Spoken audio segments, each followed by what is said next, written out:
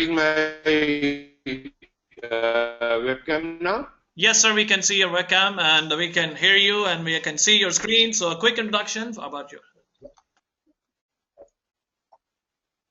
Thank you so much, Ali, for getting us here, and thanks to the HBL management for organizing this very interesting conversation and discussion. So we will all sit together and learn a little bit more about cultural sensitivity and, you know, what are the things that we need to know about preparing for a global assignment.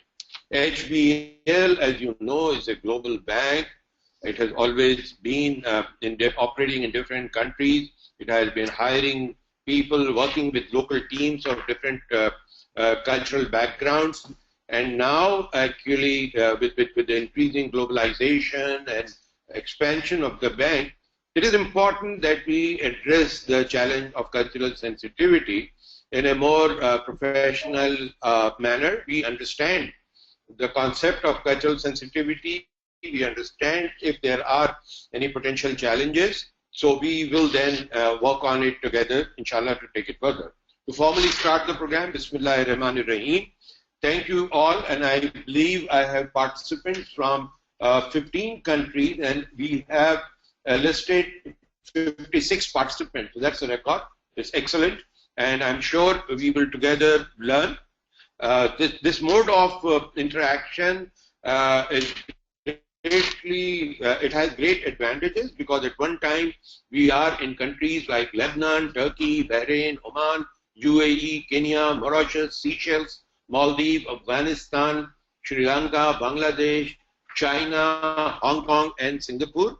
And at the same time, we are communicating. But the good thing is, while we interact, there is a small little limitation that we have to manage, and we will manage it. That is, I would not have the luxury of talking and communicating as we do in our live interactions and seminars. So once again, thank you, Ali, for giving a very detailed introduction of mine. I'm going to just tell you a little bit more on that, more from a cultural sensitivity point of view. My career has been very diverse in different organizations and organization cultures in different markets. So I just want to run you through that, so that when whatever I say comes to you as a real life learning from experience. So first, my job was Ministry of Finance, which was through the Civil Service of Pakistan, a highly competitive exam. And you work in the government. So government work culture is a very unique culture, and it teaches you a lot of things, some things what to do, and some things which you do not want to do in a private or corporate sector. So that was my first learning. Then I moved to a very vibrant global name, Exxon Chemical. Now it is Exxon Mobil, a very highly productive, responsive, customer-oriented, and result-oriented work culture. Later I moved to this, and this is where, you know, my diversity learning came to one of its best, which was a bank in Bahrain, the Gulf International Bank. And this bank is owned by the 6 Gulf countries, where I was the human resource manager. And one of the big challenges was managing diversity, managing cultural sensitivity, because we had team members from different geographical backgrounds. We had Bahrainis, we had Arabs from Egypt, from Lebanon, from Saudi Arab. So there were different groups of people from these countries, and within the Arab world, there was certain divide of the thought process and you know, their own working culture. Then we had people from UK, we had people from Europe, we had people from America, we had people from India, we had people from Pakistan, we had people from Sri Lanka. And this was, again, a very nice combination of talent from different parts of the world, and sitting, working together in a very harmonious way. So there were differences, there were issues, but there were also ability to manage them very well. With this kind of a diversity, there was another tier of diversity, which was basically the city banker, the Grindlays banker, the Standard Chart banker, the Arab bankers. So a beautiful combination of people from all over. My next next assignment was different companies. It was American Express Bank, and American Express Bank, I came as director HR. I worked in Pakistan looking after Bangladesh and Sri Lanka market, but then I was for 2 years in Singapore, where I was looking Asia Pacific, starting, we used to call that JPAA, Japan, Pacific, Asia, Australia. I was the director compensation, plus also doing a lot of cultural interventions in development, where I got to meet people from the Far East, diverse cultural background. Then I worked for Parkway and Mizan Bank, and then I was with Federal Bank of Federal Board of Revenue in Pakistan, trying to restructure the tax machinery. And my most cherished job was at HBL, both pre-privatization, I was there for 2 years for restructuring, and then post-privatization from 2005 to 2008 end, when a lot of cultural interventions were done, and we managed to achieve a cultural turnaround actually, from a totally public sector work culture to a highly customer-oriented, responsive work culture. Great learning. And my last job was Karachi Electric, which again, as a part of restructuring from public sector to private sector. So in my career, what you see on the screen, my learnings are from all these places, locations, and different work culture organizations. We're going to leverage it with some of my experiences as we go along, so you have a background of that.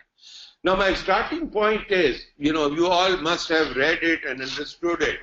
We're talking about the cultural sensitivity. Does it have any linkage to the HBL vision? When we talk of any human resource intervention, the starting point is the vision of the organization. And in HBL, what you will see is a beautiful vision. It is one of the best visions I have seen in my professional career. It says, enabling people to advance with confidence and success. I want to reflect about a minute on this. Your vision is not talking directly about becoming the biggest organization, becoming the center of excellence for the world. It is not talking about making a lot of profit or whatever. It's talking about enabling people to advance with confidence and success. You will see confidence in green. I'll explain you why. This is not in your vision, but I have done it. But when you say that you're going to enable people, and in this people, we're talking about all the stakeholders that we have. We're talking about investors, who are the shareholders.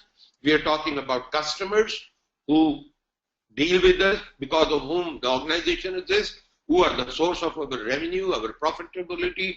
And we are also talking about employees in part of people, where employees are actually the biggest enabler. So we say we are enabling people to do what? All the three segments. Remember, the shareholder, the customer, and the employees. We are enabling them to advance. Now, advance basically means where you are today, you want to be in a better place tomorrow. So we are saying we will make our shareholders move to a better position in terms of their organization investment. We are going to make our customers better. So the customer is doing better business. His business growth is dependent on our ability to financially advise them, our ability to give them the liquidity when it is needed, to guide them. Then customers advance. Customers become bigger customers, more successful customers. And similarly, we are saying people and employees. We will make our employees advance in terms of their career, in terms of their learning, in terms of their growth. And all these things we are saying with confidence and success. And obviously, when we talk of confidence, we are looking at a global bank, and we're looking at a bank where people, employees, are from different cultural backgrounds. They are from all over the world. And we're saying that we would like them to work in full confidence.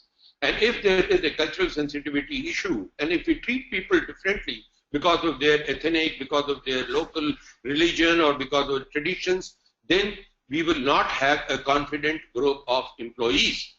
And those employees will not be able to be successful.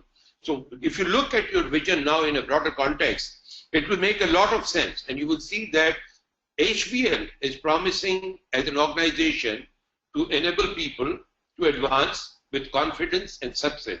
So confidence will be cultural sensitivity, therefore becomes a very big agenda item for creating confidence in the organization. And I'm talking, when I'm cultural sensitivity, I know I'm talking on the international platform, but we are also saying the same thing for our domestic market.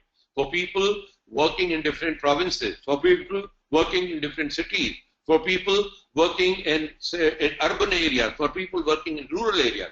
And we're saying we're going to make everybody confident. That is part of our vision.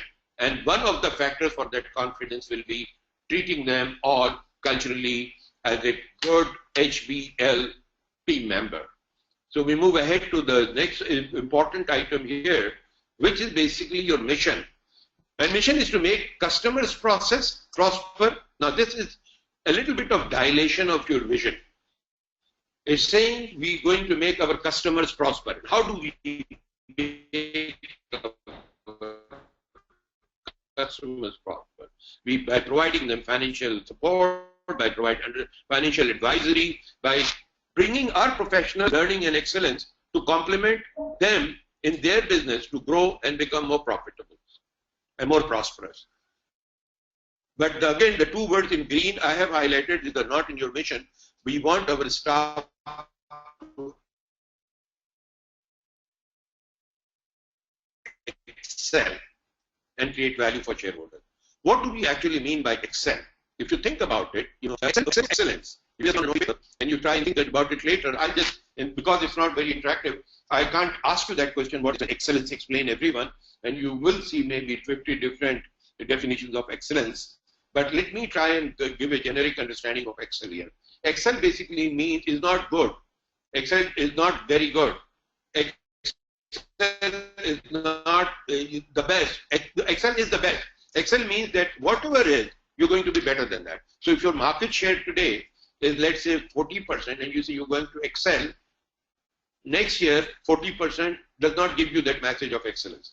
You're the same that you were last year. Your market deposits may have grown, but if the entire market has grown, then whether you have grown with the market or you have excelled the market. So remember, this word is very important.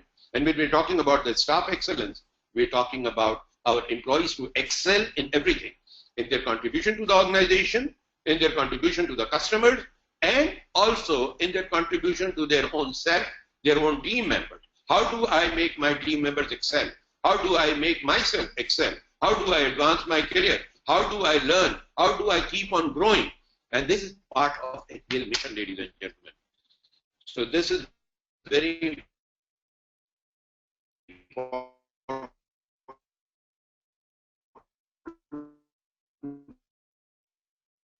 to understand. And you will only excel if you are working in an environment where you're comfortable, where you're culturally, you realize that you are actually working at par with everyone. You're not being discriminated for being whatever, belonging to one ethnic group, belonging to one religion, belonging to one language. So this is a very important linkage. You've seen the linkage of so we say we're going to be your values. Progressive, we are going to be excellence is very clearly spelled out here. We say meritocracy is going to be very important. We say integrity is going to be very important, and customer focus. So what are values? We will also touch upon it as we go forward. Basically, we are saying that whatever we do in the organization, we individually or collectively in the organization, any initiative that we take, any act that we undertake, we will make sure that it fits into the value of progressiveness, which means we will not undertake any project, do anything which is actually regressive, which takes us back to the way we were doing things 10 years ago. We are forward looking. We will be doing things as we move on. Then excellence, I have already explained. We're going to be improving. We're going to be beating ourselves. Excellence is a challenge which you give to yourself. You keep on beating yourself. Meritocracy, we will talk more about it. If you understand what is meritocracy. Meritocracy is what's happening.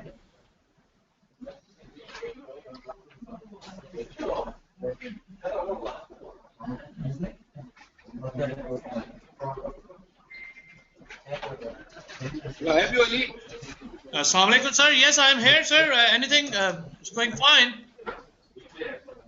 Yeah, I heard some people talking in the background. So I hope is it part of the network or? Can you hear some voice? Let me see, sir. Just a second.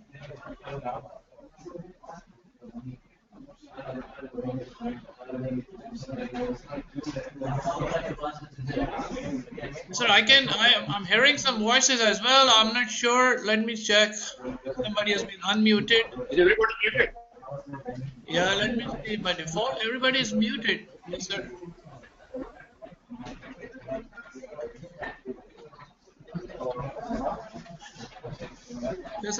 Just a second, sir.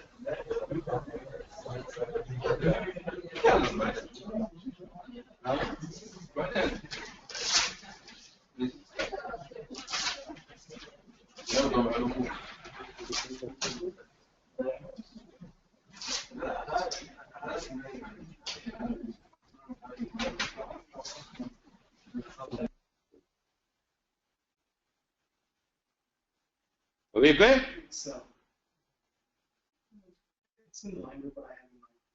Very good.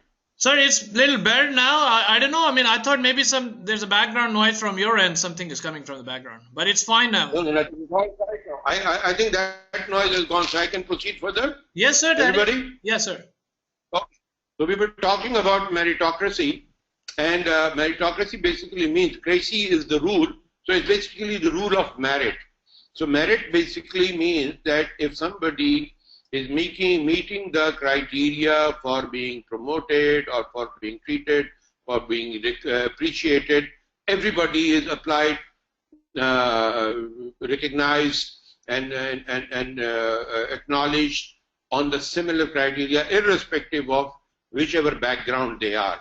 So the rule of merit is the most important thing in an organization, because that gives everybody a chance to move forward. If you look at integrity, which is again, we are promising that anything we do, we do not compromise with the moral principles, and obviously integrity, if somebody has done a good work, he's being appreciated, and somebody has done a better work, he's being appreciated irrespective of any ethnic or country or local belonging. That is something important. And then customer focus. So values, I'm not going to deliberate a lot, but I just leave you with a food for thought to reflect on your values and connect them to the cultural sensitivity issues. How is it that at times, being culturally insensitive, we are at clash with our HBL values? So we have to be in line with our values, and cultural sensitivity therefore becomes a very important part of our HBL values, right? We go and very quickly look into what do we mean. Progressiveness, basically, we believe in advancement of society. These are all the HBL commitments that we have. We believe in advancement of society through adoption of enlightened work practices, innovative products and processes, and the spirit of enterprise. So when you look at it, the highlighted one is something I have done to find and show us the connection between cultural sensitivities and enlightened working practices. It's very important that enlightened work practices, the best market practices globally, best organizations, growing organizations, successful organizations have made sure that whichever market they operate, they are culturally sensitive to the local market, they adapt to their own market. One such theme I remember a few years back was the Hong Kong and Shanghai Bank.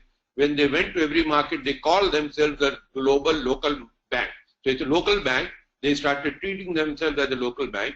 And they started understanding the work culture, the gestures, the norms, and they adopted to that, staying a global company. So I think that is what we're talking about, and adopting some enlightened working practices.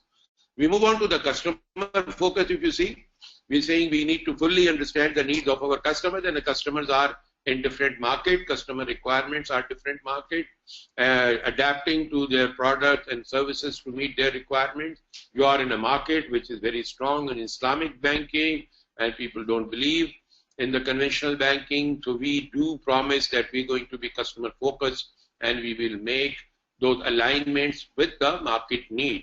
We always endeavor for customer satisfaction as our primary goal. We move on to excellence. This is the core of everything we do.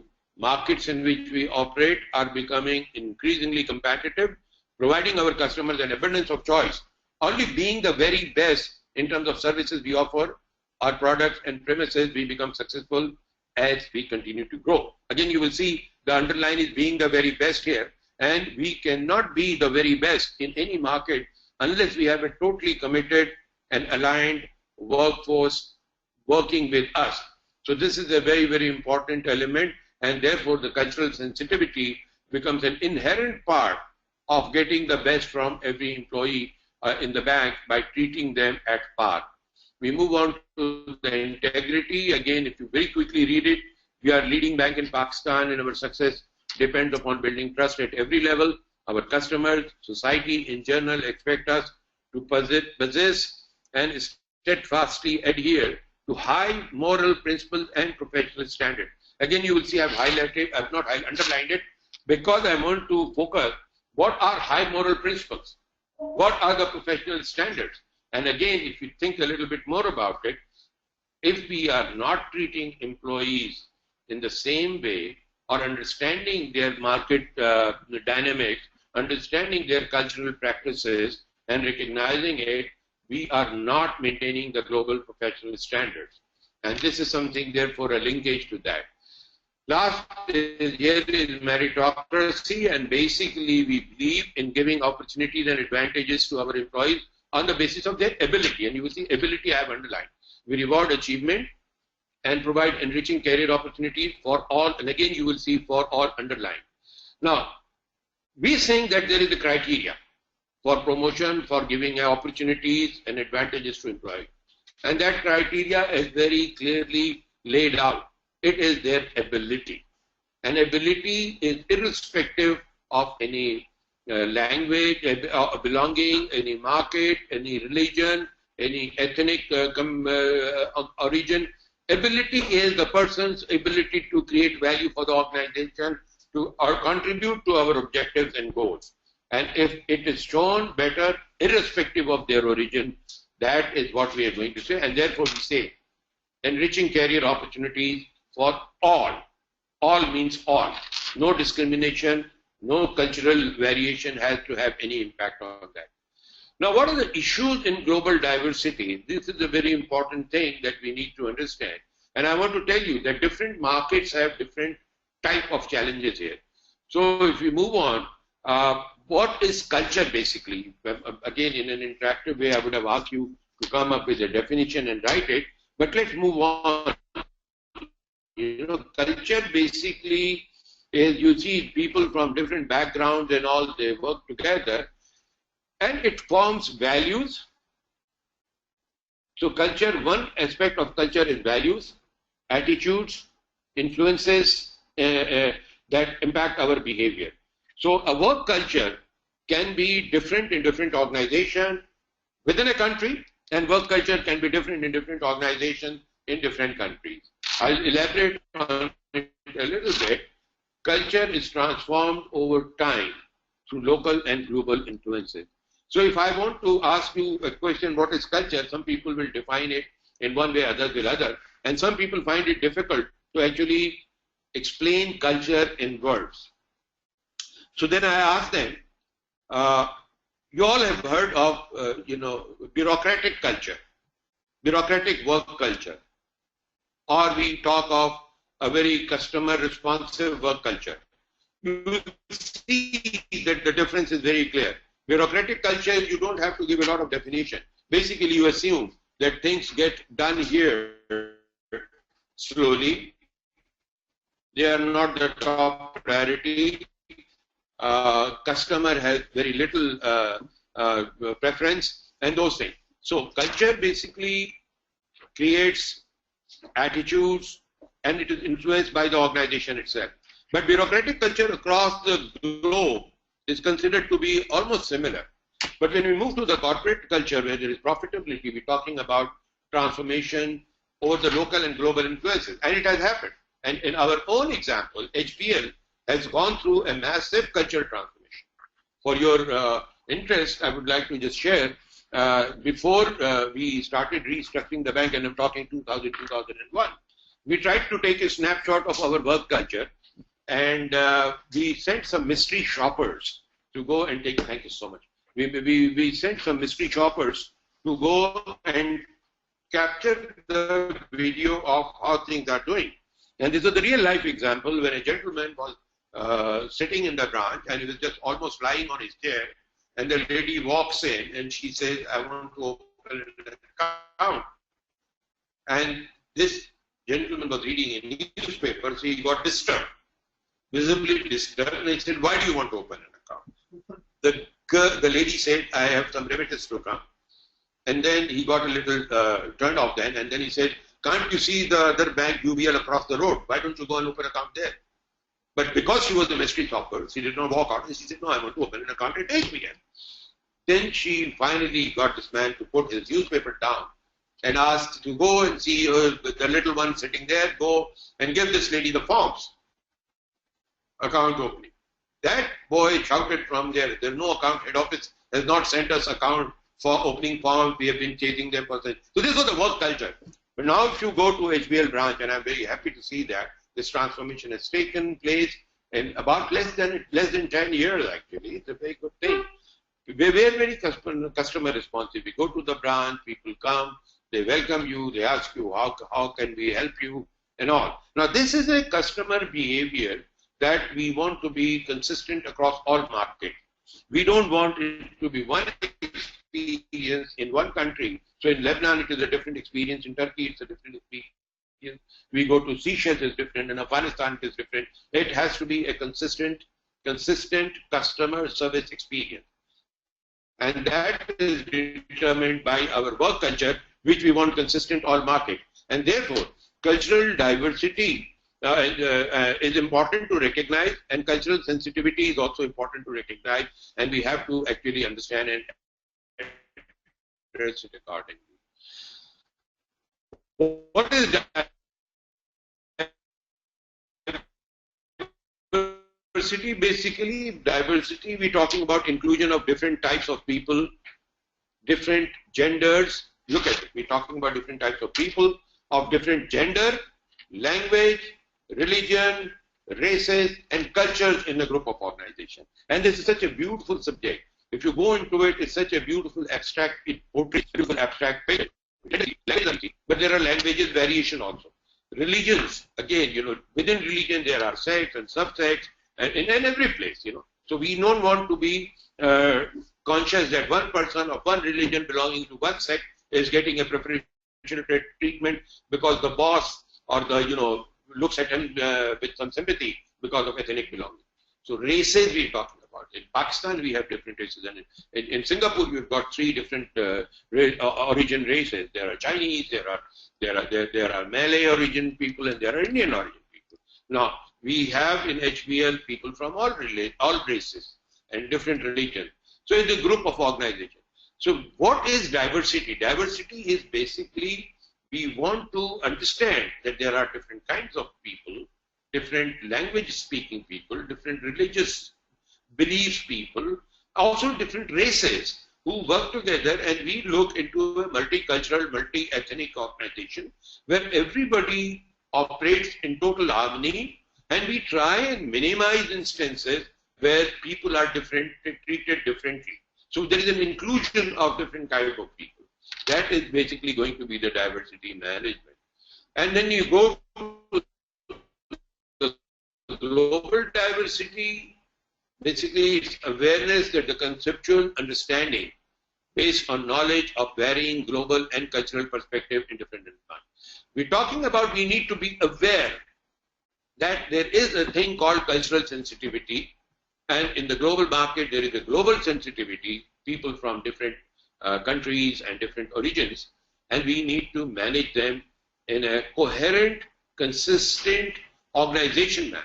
So when there used to be a term called Habibians once upon a time, and all those people, irrespective of whichever ethnic belonging they had, when they joined Habibian, they used to identify themselves as Habibians, not as Muslim Habibian, Christian Habibian, Hindu Habibian. They were all Habibians. So that is the kind of thing that we want to create a global culture. So anybody who is working is an HBL culture person. We go to cultural sensitivity, it's being aware that different cultural differences and similarities between people do exist. It's a matter of reality. And it refers to the ability to place yourself into the shoes of another. This is important because the first thing is to acknowledge, not to deny, to acknowledge that there are different cultures, there are different origin people in an organization. They will be different. And I want to take a step backward. And about this human differentiation, I want to share with you. When we're talking of human differentiation, please understand that if the population of world today is 7 billion, and you ask me a question, how many types of human beings are there? There are 7 billion different types of people. Why we are different? Because we are created with a different genetic combination. Why we are different? Because we are product of a different culture. Why we are different? Because our childhood has a different experience. Our education has a different experience. Our societal influences have a different experience. As we grow in our life, organization has a different impact on it. So if somebody has gone into the police service, we all started in the civil service with a common education background, masters and law, and you sit in the exam and you're selected.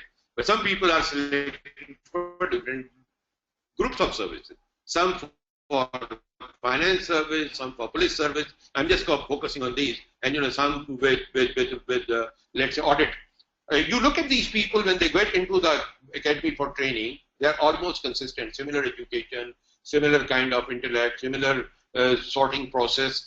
But once they get into the academy and by the time they come out, you will see the gentleman in police will look different. He would have grown a mustache, he would have a stiff neck, and somebody in finance will be different. So these are the differentiations that on top of our human differentiation,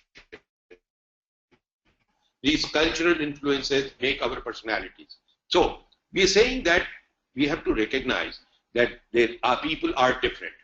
So even in the same family, it's very interesting to see. You go and see 3 children in a family, and they're not the same. Although they have been brought up by the same parents, they have been educated, given the same values, same attitude and behavior. So their brought up is very similar, but still they are 3 different people. And then you look into any class of graduating class, and if they graduate, they do all that education on a similar curriculum.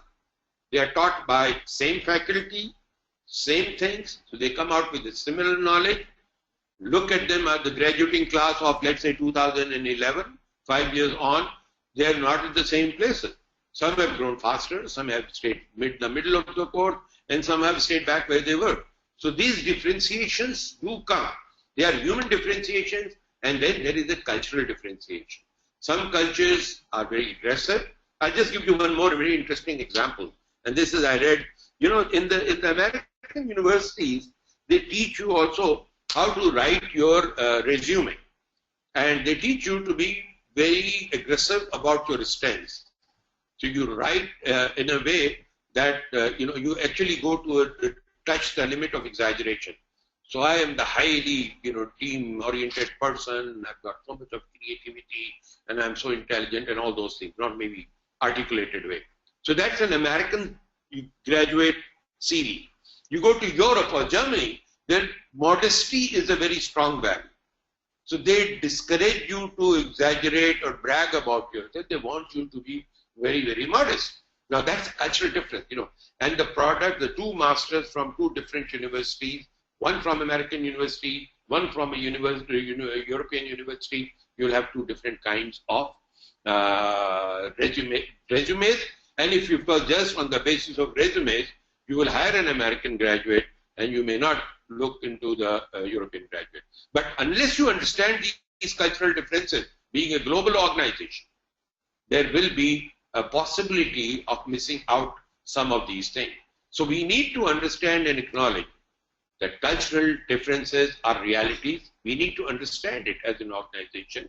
We need to understand there are similarities, and we need to understand that people from different background and perspective do not come across identically. Okay? So we move ahead on cultural sensitivity exam. This is just an interesting slide. That tells you, how people. So one gentleman, most probably from Japan, they don't believe in handshake. So he's trying to say hello by bowing, and the lady from a European culture or American is offering her hand to shake. And the question, example question, what's going on here is why is she trying to shake my hand? And this is something we need to understand. And unless she's familiar, this is a very bold example. I mean, it's just to give you an idea. Why is this gentleman bowing? And I'll give you an example of this. Happened actually in Pakistan when I was in American Express. If you're in Pakistan, you're not sure whether you should shake hands with a lady or not. Because some ladies do that, some don't. So we had an American regional HR head who came, and I took him to Lahore. And there was this lady who came in, and I introduced her to the HR head, and he got up from his seat, and as a courtesy offered his hand for shaking. And this lady pulled the hand back, and this is something that really, actually it means nothing, but it really shook that man. He was so devastated because he was humiliated. He felt humiliated. So this is a real life example, unless we understand. So cultural sensitivity is something that we need to understand, acknowledge, and then act accordingly. Because this actually came at something, this particular example came as something we call cultural shock, and we're going to talk about it a little later. So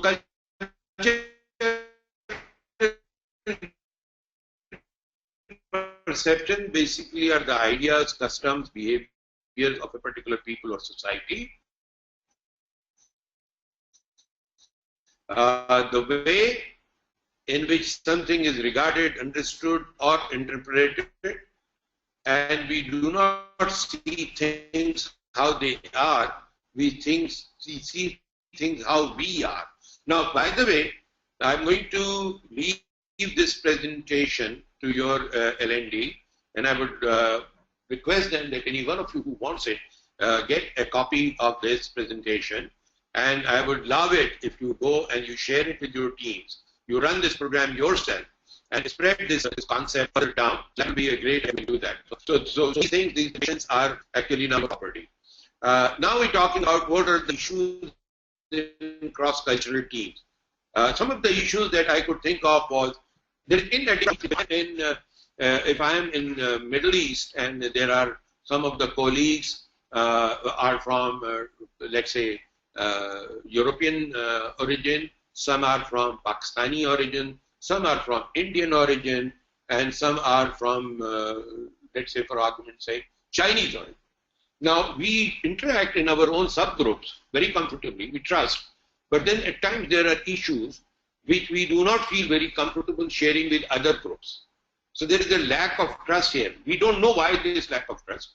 We are insecure in our own way, or we are not sure about how others will take our input.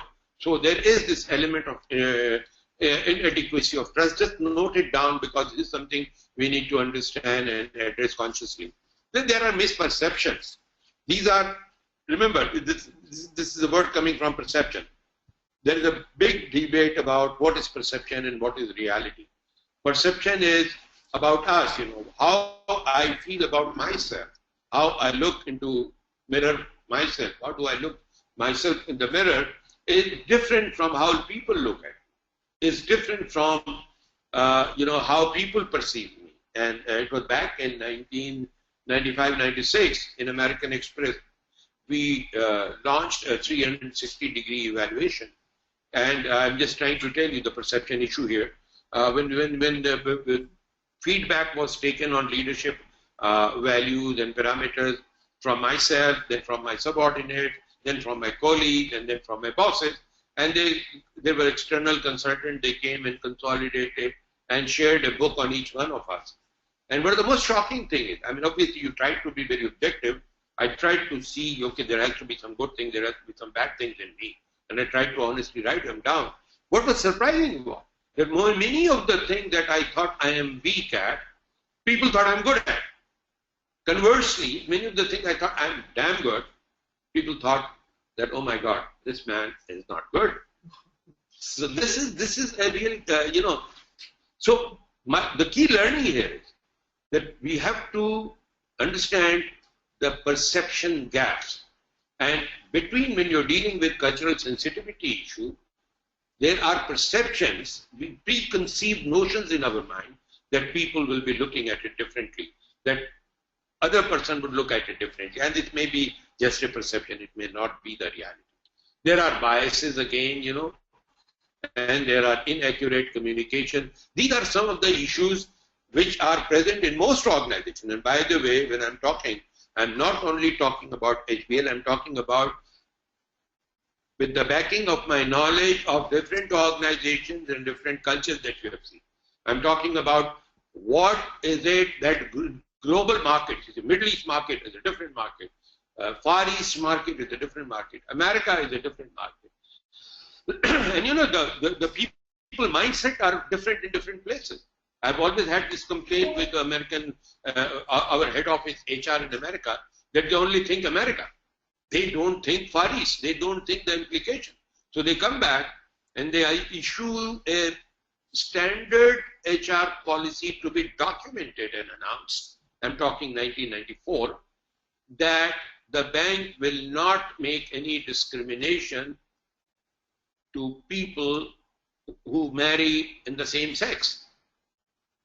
Now that is something globally very acceptable thing. Back in 1994, in a country which was just coming out of the very Islamic era of General Zia, if I had issued a policy saying that, I would have hit the newspaper clips and the media that this bank is promoting same-sex marriage. And my issue was that why is it that my headquarters sitting in New York cannot understand that we operate in a different culture. We operate with a different background. And there are some very local implications. You can't just go and generalize. You move toward that direction. You maintain it, but you don't come out with a very documented, spread out policy. As I did once in HBL, and I became, I was actually made fun of by many. There was this thing we decided that there will be dress code. So dress code for men was fine. I left this to one of or 2-3 of our lady colleagues to define the dress code for ladies. So they came up with different background. Obviously, they said no jeans, and there used to be a trouser which will be which was very short, not very short in the sense it was like half leg or something. So they said no, and that was a very common fashion. What do you call it? No, not skirt.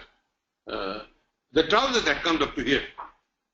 Caprice? Yeah, caprice. Oh, okay. So what I remember it. So the policy said no caprice. And then somebody made a copy of, and it was signed by me. I didn't even properly. I said, okay, my God, ladies have done so fine, good. I'm not going to interfere with ladies' thought process. So I just signed, and it was released. And somebody put it on email or internet. It was circulated. So my daughter called me from Israel. What are you doing, Daddy? What is this? How can you impose these things? So I'm just saying, how cultural variations take shape. So you have to be very conscious of the local. You have to be conscious. You have to be very sensitive to these things. And some of the things I've learned the hard way, you don't have to learn it by going through the hard way. Moving on to the factors influencing culture. How do people basically think? That varies from culture to culture, from country to country. How do they react to a situation? I give you an example of offering hand. The reaction in a European culture will be different, and in Pakistan, some lady will immediately come forward and shake hand, and some will pull the hand back and lead to an embarrassment.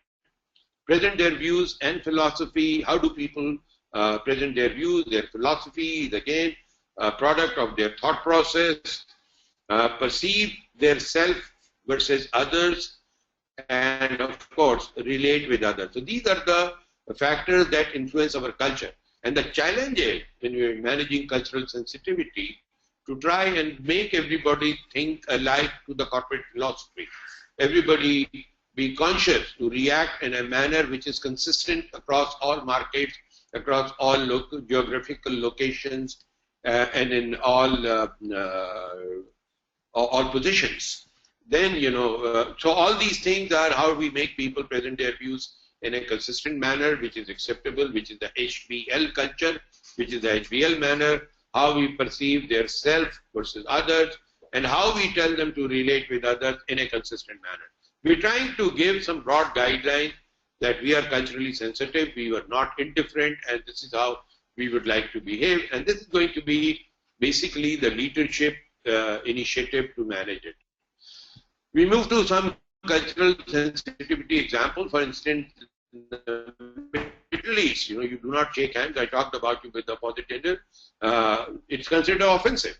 I have been in Bahrain for 7 years, and I have seen some girls even then used to come and shake hands, but majority will not in Bahrain. I don't know what the situation is now.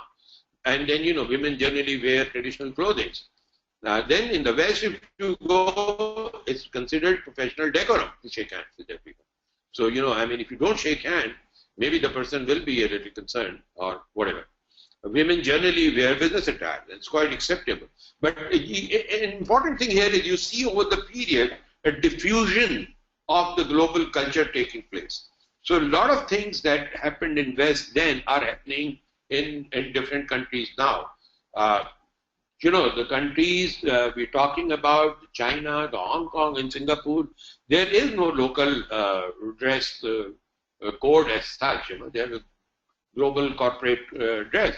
But again, in Bangladesh, Sri Lanka, you will see a combination of Western dress and saris. In Afghanistan, very traditional dress, but yes, I was in Afghanistan, I've seen some lady workers wearing European attire also, but then I think when they go out, they put something.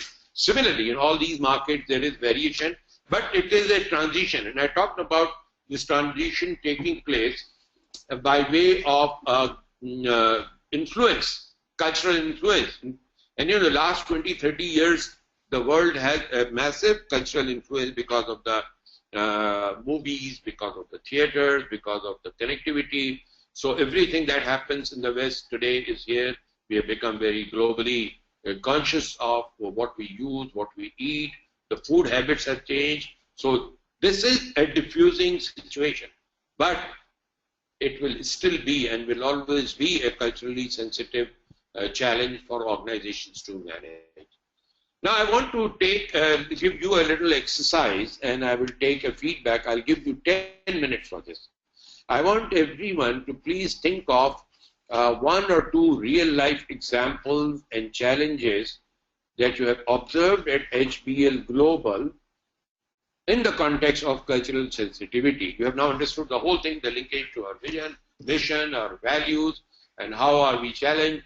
And I want a real-life I want some real-life examples from the field. Once you write it, you give it to or you type it in your conversation or whatever, and then I will take input from Mr. Ali Jafri, and I will try and share with others, and I will try and respond to that. So like right now it is, what time is it? 12:50. So we're taking a 15 minutes. You think about it, you talk about it, you think deep, please, and then you give it for Ali to consolidate. He can put similar concerns in one category, and then maybe we can take it category by category. Is it all right? So Ali, I'm giving an interaction break here. Sure. All right with you? Thank you very much, sir. Yes, sir. And folks, once again, there is a feature of a chat console on your webinar remote console. So you can always write down, your notes in it or your comments as per Mr. Zafar Osmani, what he asked you. So I will be happy to read them over on your behalf once you write your notes on it. So yeah, that is how we can interact. So please feel free to use the chat box or to share these comments on it. Thank you very much. Being said, if the local market compensation is in line with the local market and international compensation and benefits are in line, or the treatment is in line with the international market, there should be no discrimination in terms of somebody coming from a particular origin. So a European getting a preferential treatment versus let's say a Chinese or a Chinese getting preferential treatment versus, let's say, an Indian or a Pakistani. These differentiations are what we call issues of cultural sensitivity. So my comment is two-sided here. One, these issues are not uncommon and these observations are very valid. Reason is the variation in perception. And secondly, the issue is that our focus is cultural sensitivity, and we want to make sure that such discriminations are, there's no unexplained discrimination with compromising our values that we talked about in detail. Values, we talked about integrity, we talked about meritocracy, we talked about transparency and all those things. Okay, so I hope I've answered to some extent. Yeah, sir, thank you very much. I know Mr. Muhammad Haq has also raised his hand, but let me go, sir, to another comment before we open or unmute the microphones of attendees. So we have another one from Mr. Ghufran Majid. The question is, or the comment is, there's a good culture in Oman that whoever is at your right hand will move first.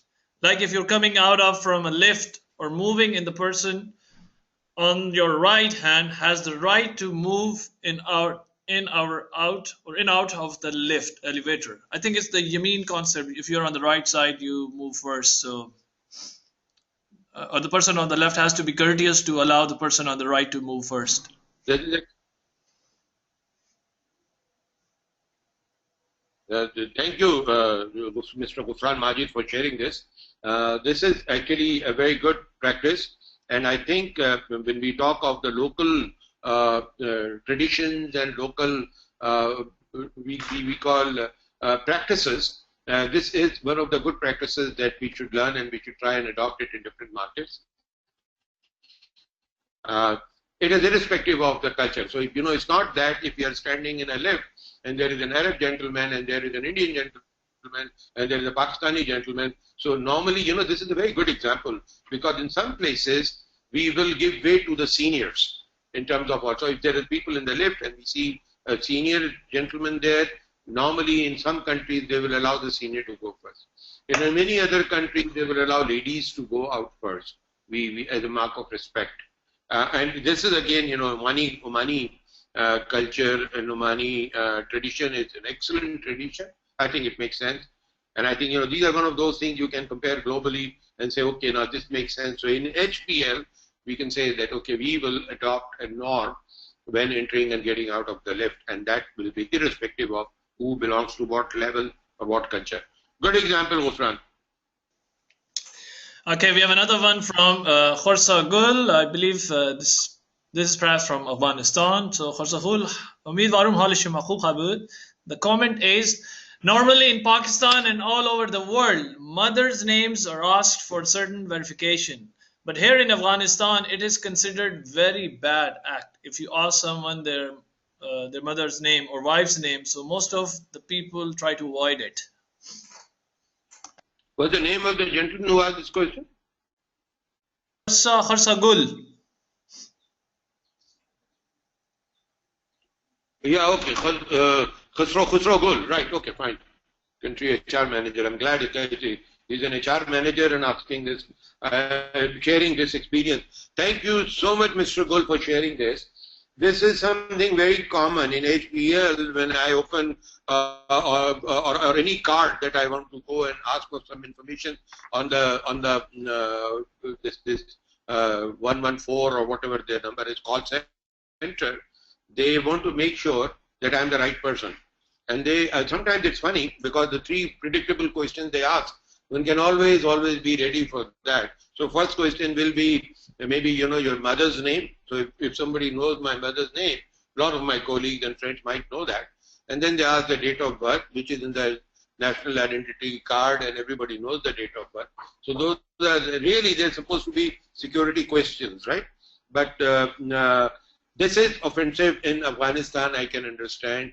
And maybe, this is where is an example or an opportunity for our bank, HBL, to recognize this and to be able to come up with some local adaptation for this cross verification. I know there are KYC rules, and they have certain standard guidelines.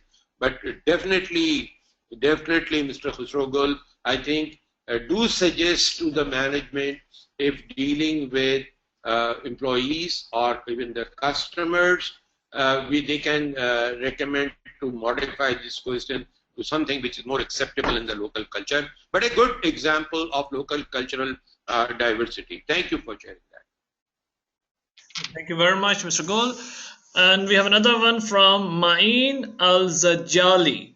I hope I pronounced it correctly, Ma'in. So the comment is, had a meeting with a vendor during the holy month of Ramadan, and the vendor representative was a woman.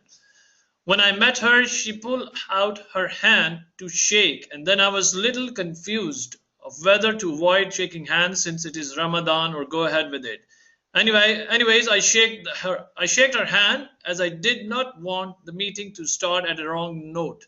We had requested our head office to put a local language in our signage, which was initially declined, but considering the cultural sensitivities and our continuation persuasion, it was approved by board incorporate our local language.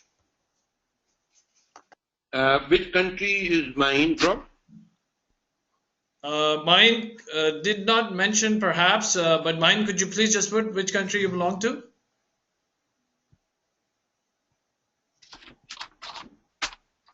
Is this Oman or?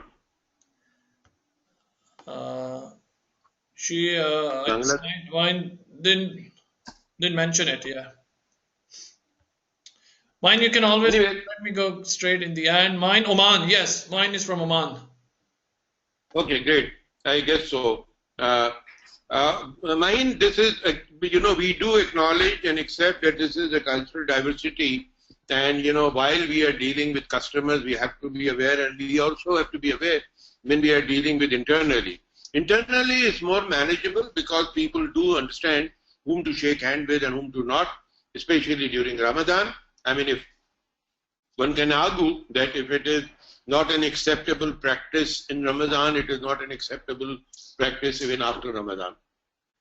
But having said that, I think to manage this, especially with external customers, is challenging because you don't really want to put one of the things that we do, and I've seen where ladies doing in Pakistan, those who don't shake hands, is that when they approach somebody, they keep their hands crossed, one hand holding in another, and just bow down and say Assalamu alaikum and smile.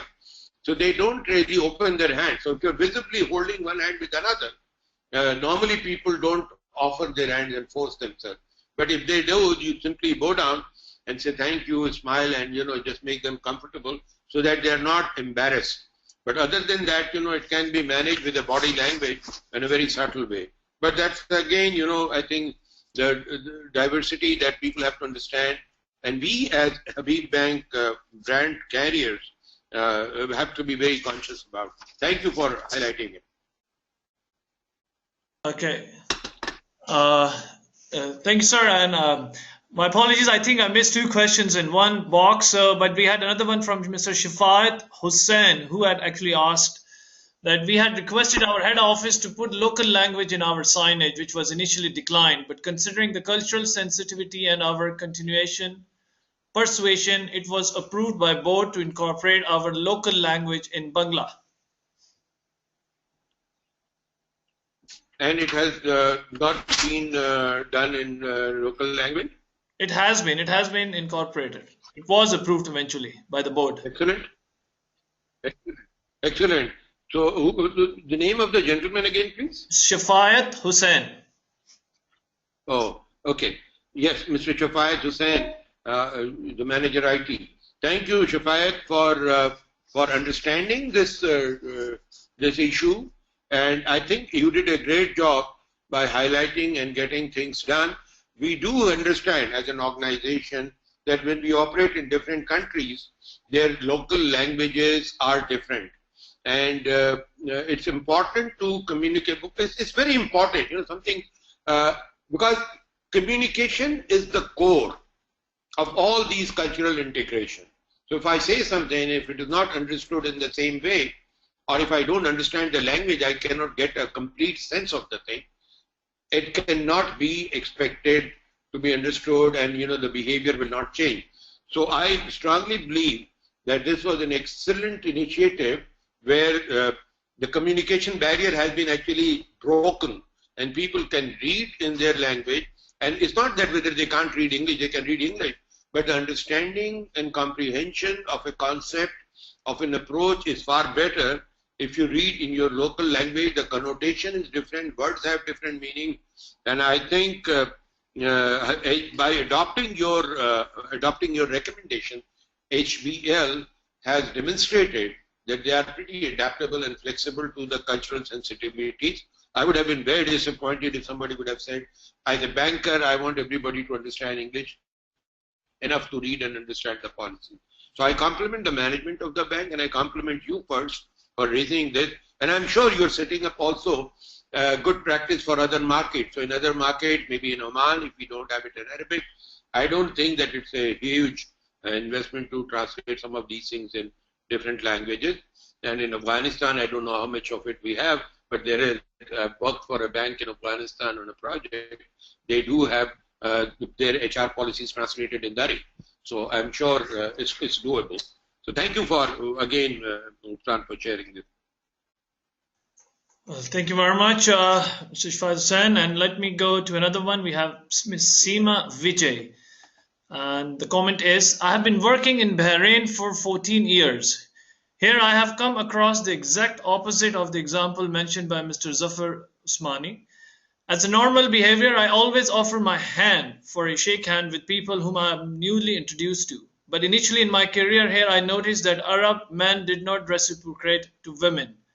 It was initially confusing to me why I was differentiated, but later on it was vaguely and clear that it has got something to do with the religious aspects, perhaps. Once I've got to know this, I have never had a bad feeling at all. Thank you, Seema. First of all, you're from Bahrain, and I lived several years there. What a lovely, beautiful place. And obviously, my experience, I'm being very specific, came from my observation in the GIB.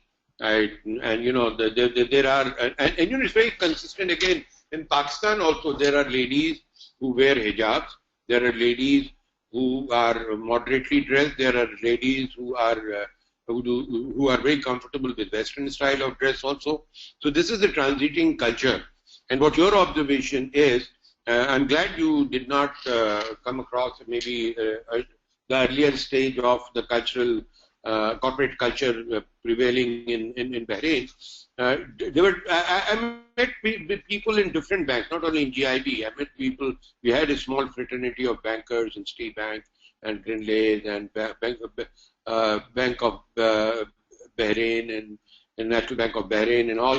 And in every place there was definitely a class of female workers who very strictly adhere to the attire, to the hijab and everything. And at the same time, I'm talking, mid-80s, there were our colleagues, girls who were very comfortably wear Western dress, and it was as if the whole thing was accepted as a reality. So some of them, as I mentioned, I remember my colleague who's sitting next to my room will come and shake hands. So that was a very acceptable thing. Once you know that, it's okay.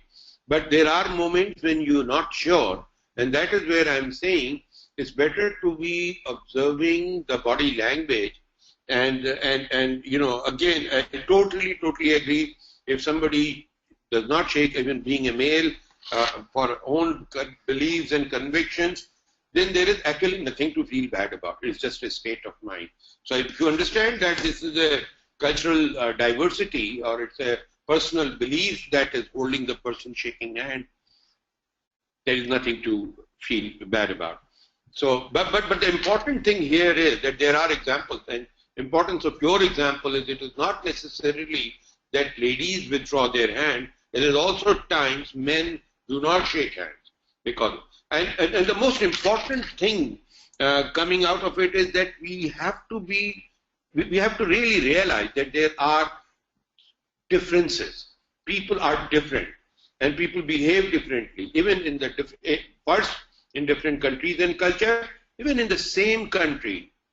There are cultural variances, there are cultural diversities, and it's just a question of it makes us, and the purpose of today's talk is to create that awareness about cultural sensitivity.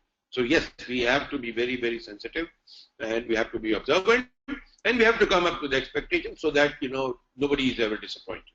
Thank you again, Seema, for your question. Okay, there's a supplementary by Seema. Let me read it again. Some challenges could be that we at HBL have a work culture that provides some work flexibility, but this is often taken as granted by the locals, whereas the expats know how to maintain a good balance and not to take this flexibility as granted. How can we try and tackle this issue? Let me try and understand this question a little better. Is it about the work-life balance? Aziz, I think, can you just reread the question with a little Yes, sir. bit of Let me pause? also try to reread it slowly that some challenges could be that we at HBL have a work culture that provides some work flexibility, but this is often taken as granted by the locals, whereas the expats know how to maintain a good balance and not to take this flexibility as granted. Okay, How can we okay, I try get and it. tackle this issue? Okay, so basically, if I understand correctly, Seema, there is flexibility provided by the bank to accommodate individuals' requirements. And what I understand is that the locals take these facilities or flexibilities for granted, and non-locals actually do not take it for granted. They use it when needed, and they don't use it and focus on work when it is needed. Now, there was an instance I was going to share with you later, but maybe this is a good time. In Bahrain, like many other Arab countries, and I'm talking about the mid-80s again, we used to have a working hour which starts 8 o'clock in the morning, and we used to break at 2, and then start at 4:30, 5 o'clock, and go up to 8, 8:30. This was pretty acceptable, and this was because, you see, this is something, local culture is lunchtime is family time.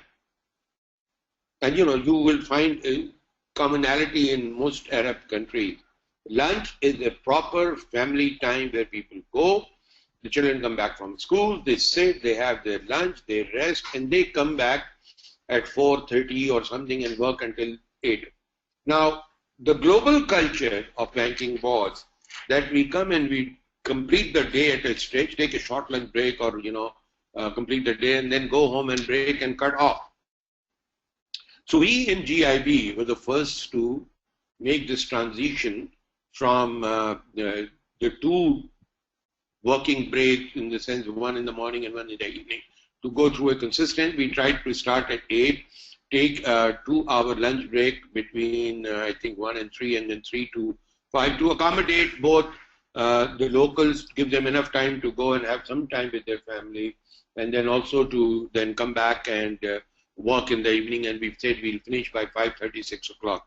It worked. But at that point in time when we were implementing it, I was faced with this challenge as an HR manager, because many locals came and they said, this is inconsistent with our local tradition. We do have time, family time.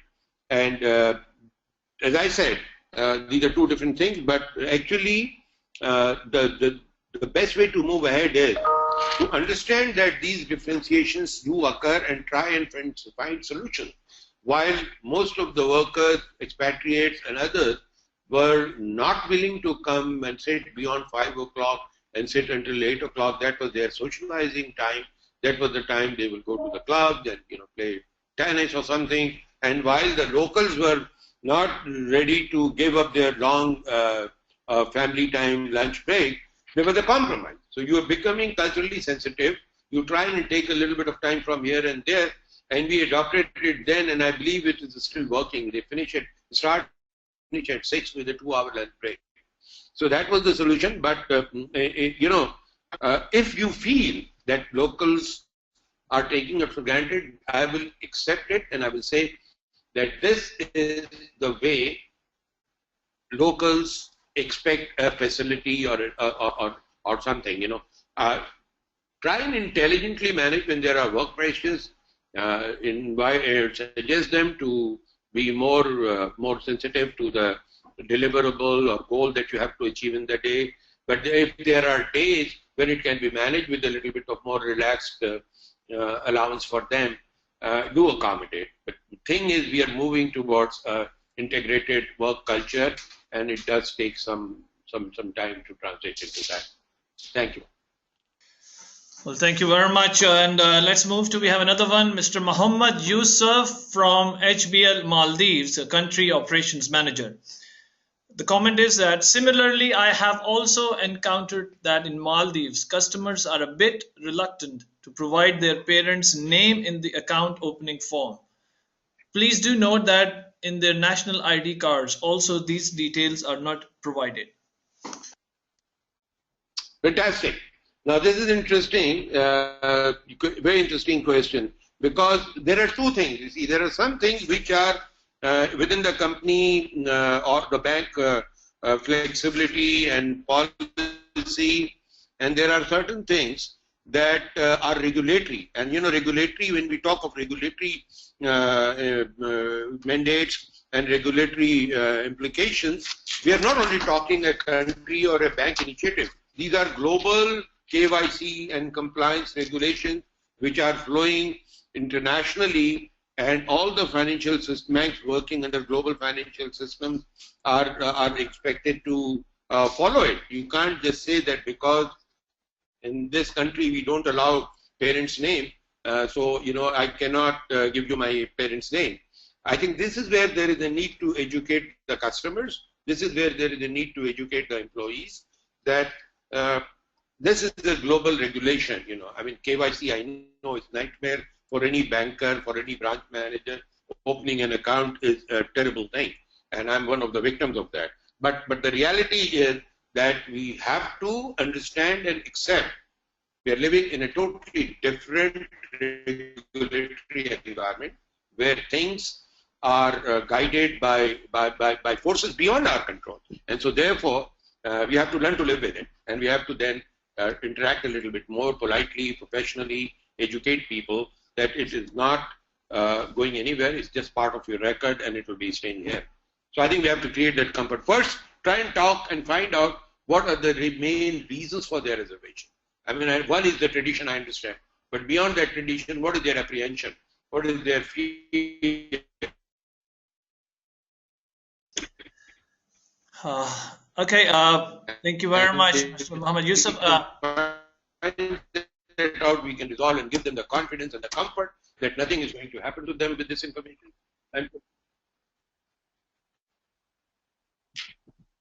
All right, thank you very much. We have another one from Maldives, this time Muhammad Shima from HBL Maldives, a relationship manager. The comment is, while all banks will have refined values, statements, ethics, and compliance manuals, defining the kind of culture change required in banking has not been a straightforward process. Any comments? Absolutely. It is not a straightforward process. It will never be a straightforward process because we're dealing with humans here, and mind you, collectively they are different, in a group they are different, in a corporate culture they are different. We talked about the corporate culture, and every corporate culture produces a type of people. So while there is an individual existence, there is an ethnic existence, there is a religious existence, there is also a corporate existence which impacts our personality, which impacts our thought processes, which impacts how do we respond to the changes. So this is always going to be the case. The best thing to do in such kind of transition is a very strong communication. If the communication is clear, if the logic is understood, transition becomes more acceptable and easier. It's not always easy, it becomes relatively easier. Secondly, very important when you're doing any cultural intervention, do understand the perspective, and repeating this word, perspective of the other side. What are the reasons for that reservation? What are the reasons for not coming forth? What are the reasons for resistance?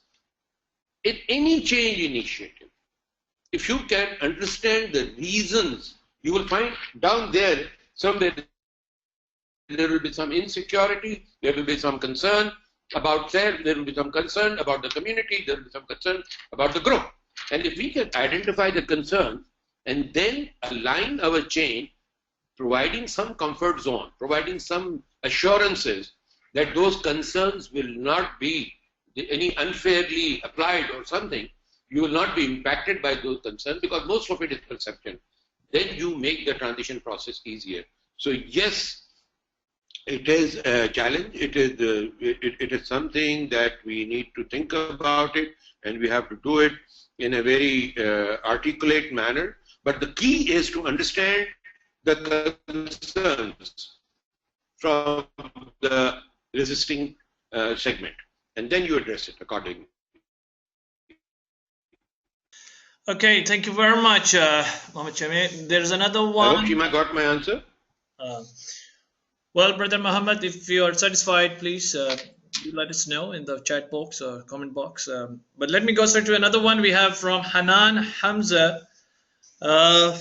This one is, I have a small comment that might be a standard to deal with all level of people.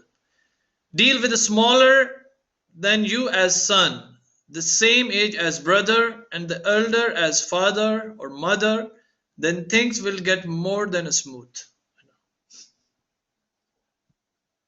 This is Hanan from where? Hanan Hamza, could you please mention from where you have dialed in or logged in? Could you? Hanan from Lebanon. Okay. Okay. Very interesting question, Hanan. We're trying to, you're trying to bring the local traditional culture element of respect and treatment to people who are advanced in terms of age or in terms of, any other parameter. And you're saying that there is a professional dictate and there is a human dictate here. So if I am, let's say, just to take your example a little further, so if I am a 30-year-old executive and I have a subordinate who is at the age of my father, let's say 50. So in my professional interaction with him, do I regard that age and do not sort of confront on the performance the way I should with the people of similar age?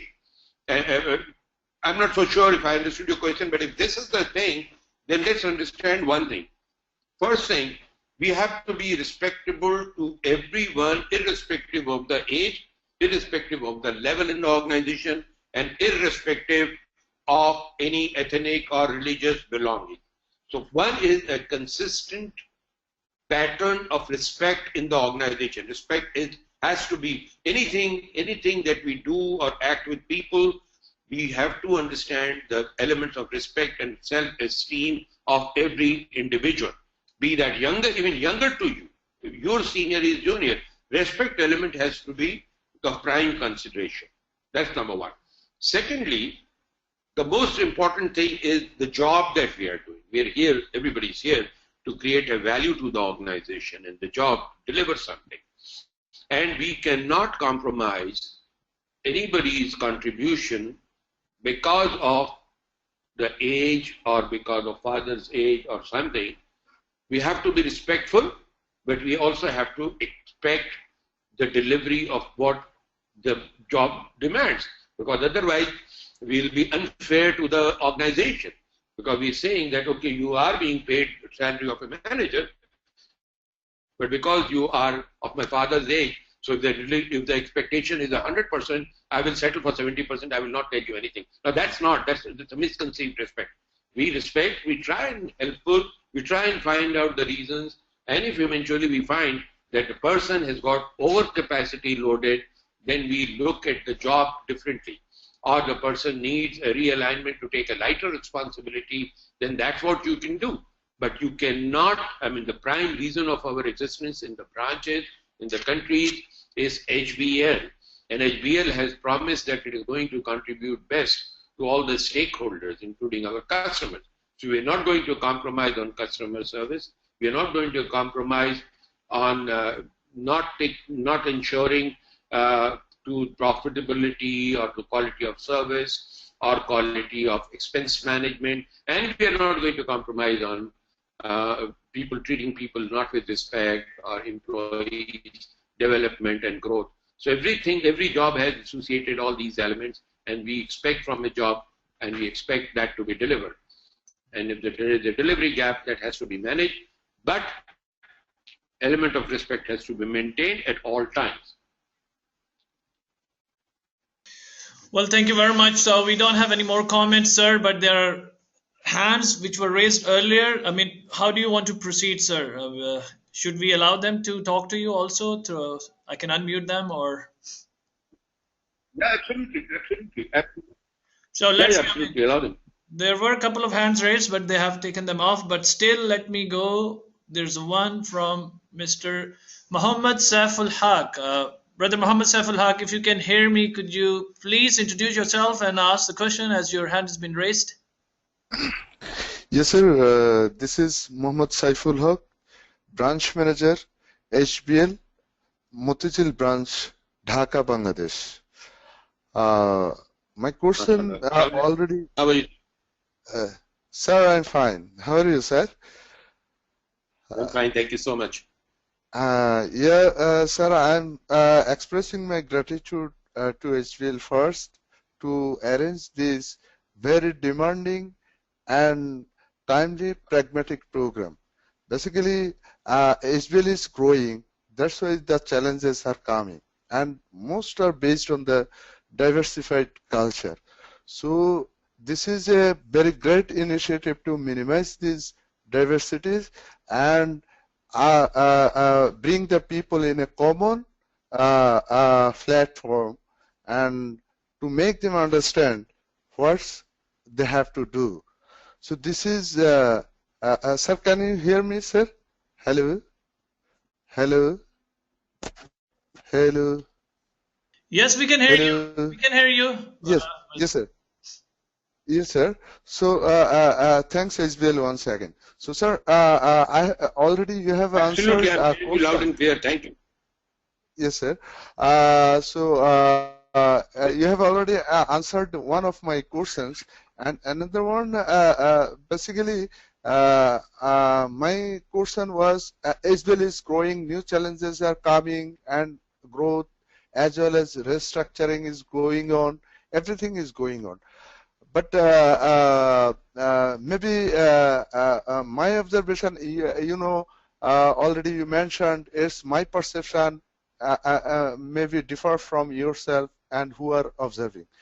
So, is there any chance, sir,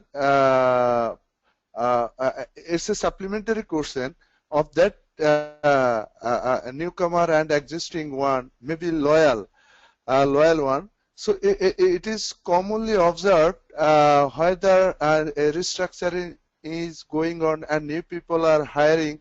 So attitude towards the existing loyal one sometimes frustrating. So is there any tools of HBL to minimize it in a common observation to check the things whether the existing people are capable, and also compare the performance of the new one? Is there any quick response from the management side? Is there any tools? Thank you so much. First of all, I really appreciate your question, and I want to thank you for taking this initiative in a very positive way. And you spoke very well. You've highlighted the issues. One has been answered, and the other is a very interesting question. And I think this brings in a slightly different perspective to the cultural sensitivity that we are talking about. And this has been a very interesting challenge for HBL. This is the managing of generations of employees. HBL, when it started its transformation process, first it was 1997. Thank you so much. First it was 1997, when the bank restructuring started, and then a lot of people came from foreign banks, and they came with their learning from the foreign bank, and they started doing things which were different. And at that point in time, we started feeling the frustration in old associated employees who have devoted their lives to the bank over so many years, and their expectations were that they will, over the period, be taking up leading bigger responsibilities. Unfortunately, they grew with the bank in a public sector environment, and they did not have the full awareness of the best market practices that have changed. So that had to happen. But that started from there, and going down, then we came to a point when we hired new management trainees with a different set of education and skills. We hired probationary officers, we hired cash officers, and all from a different kind of knowledge and skill set. So, in my age, what they used to teach me in my business management course and what the kids learn today are very different. So there is, and to survive, a bank has to have this continuous infusion of fresh blood. But they come with a lot of learning, new concept. But our gold asset is the people who have been with the bank for a longer period of time.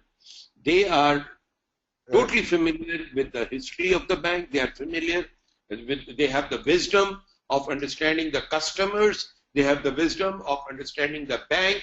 And in many places, Mr. Saiful, you will see that customers are more comfortable with the people they have been dealing over a longer period of time.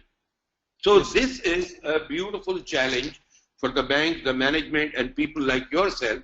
How do we blend and get the best out of both? We can't do it discarding one and complementing another. So we have to blend them together, and we have to make the best out of experience, wisdom, and relationship from the people who have been with the bank over a longer period, who have been very loyal to the bank. And we have to get the best from the new generation Habibians who can come and who can tell us a new way of doing things. Every one of us keep learning from the newly highly tech youngsters who come and who suggest something, and it improves the processes, it improves the processing time, and it improves the interaction with customers. They should solve customer problem through technology. So it's a challenge of a new kind of dimension. Thank you for bringing a new dimension to cultural sensitivity. We have just been focusing on the religious, ethnic, country and all, but this is another dimension of sensitivity where people who have been with the bank, I will say, I don't want to use the word, it's very hard, generation gap, but people of different generations in the bank. Yes. Have I explained you, sir? Yes, sir. Thank you, sir. Thank you so much for your patience, sir. My pleasure. It's my pleasure. Thank you so much for asking the question. Thank you. Thank you very much, Mr. Muhammad Saiful Haq, for your question. And folks, anybody else has any comments, questions, please do raise your hand. As you know, we can have a more interactive session by engaging you guys through an audio conversation. Let me go. We have another one, but apparently Mr. Sheikh Fariduddin, he has raised his hand, but his status being displayed as idle. But let me try to see. Mr. Sheikh Farid, can you hear us? Sir, could you introduce yourself and ask a question as you have raised a hand? Mr. Sheikh Fariduddin apparently is in idle mode at the moment, so let me see if there are any other questions. Yeah. All right, sir. I mean, there are no more comments, questions, no more hands raised, so you can proceed, sir, with your late part of the presentation. Okay. Thank you so much, everybody who participated in the discussion, who raised the real-life challenges observed at HBL Global. I think it has been a very valuable interaction, a great learning experience for all the participants, and on top of it, a great learning experience for me also. And that just proves me one thing, that every day in life will bring some new knowledge and new learning. Thank you, everybody from all over the countries. You've been adding value, and I must assure you that this discussion has enriched our thought process. I now move on to the second segment of our discussion, which is basically cross-cultural adaptation and inclusion. And we're talking here about what is cultural values and attitude. What is culture basically? We talked about it, it's a combination of beliefs, customs, and norms. So in a particular country, if there is a norm, and we talked about, the great example of Bahrain, there was a norm of, a family time during lunch versus non-Bahrainis who would rather interact with the family in the afternoon. We have to recognize these are the cultural variations, and how do we blend them and make the best out of it. The key lesson here is that we have to understand the cultural differences, but we have to use this knowledge of diversity of cultural existence to find creative solutions to move forward. And I gave you one example of what we did in terms of office timings in Bahrain. We go to the values and you look at it, values are basically, they have to be shared. So we have shared the HBL values, and as I was saying, you will get a copy of this presentation if you desire, and then you can run it with your people and ask them, make it more interactive. I only wish, and I'm really missing doing it live with all of you in one room, and we could have generated, but it is practically not possible. So I think this is the next best alternative. I'm still benefiting from your input and guidance here. So values you have to run through the slides and ask them what do they understand by each of those values, and then share your thought. Basically, these are the core of doing things. These are the principles. These are the acceptable behavior. Basically, we are saying that we will not achieve any advantage, visible advantage, by compromising on any of the values. And at that point in time, I just told you that the value of, for instance, integrity, or what was that? Value of excellence is to keep on improving on what we do today. And if there is a proposition which suggests that we keep doing the thing the same way, despite technological advantage being available, then if we agree to not benefit from the new technology, we are actually in contrast with the value. We are not adhering to the value. We have to be progressive. So progressive means moving forward, moving ahead. And these are very important elements. And then lastly, the attitude. Again, a very interesting thing. I don't want to,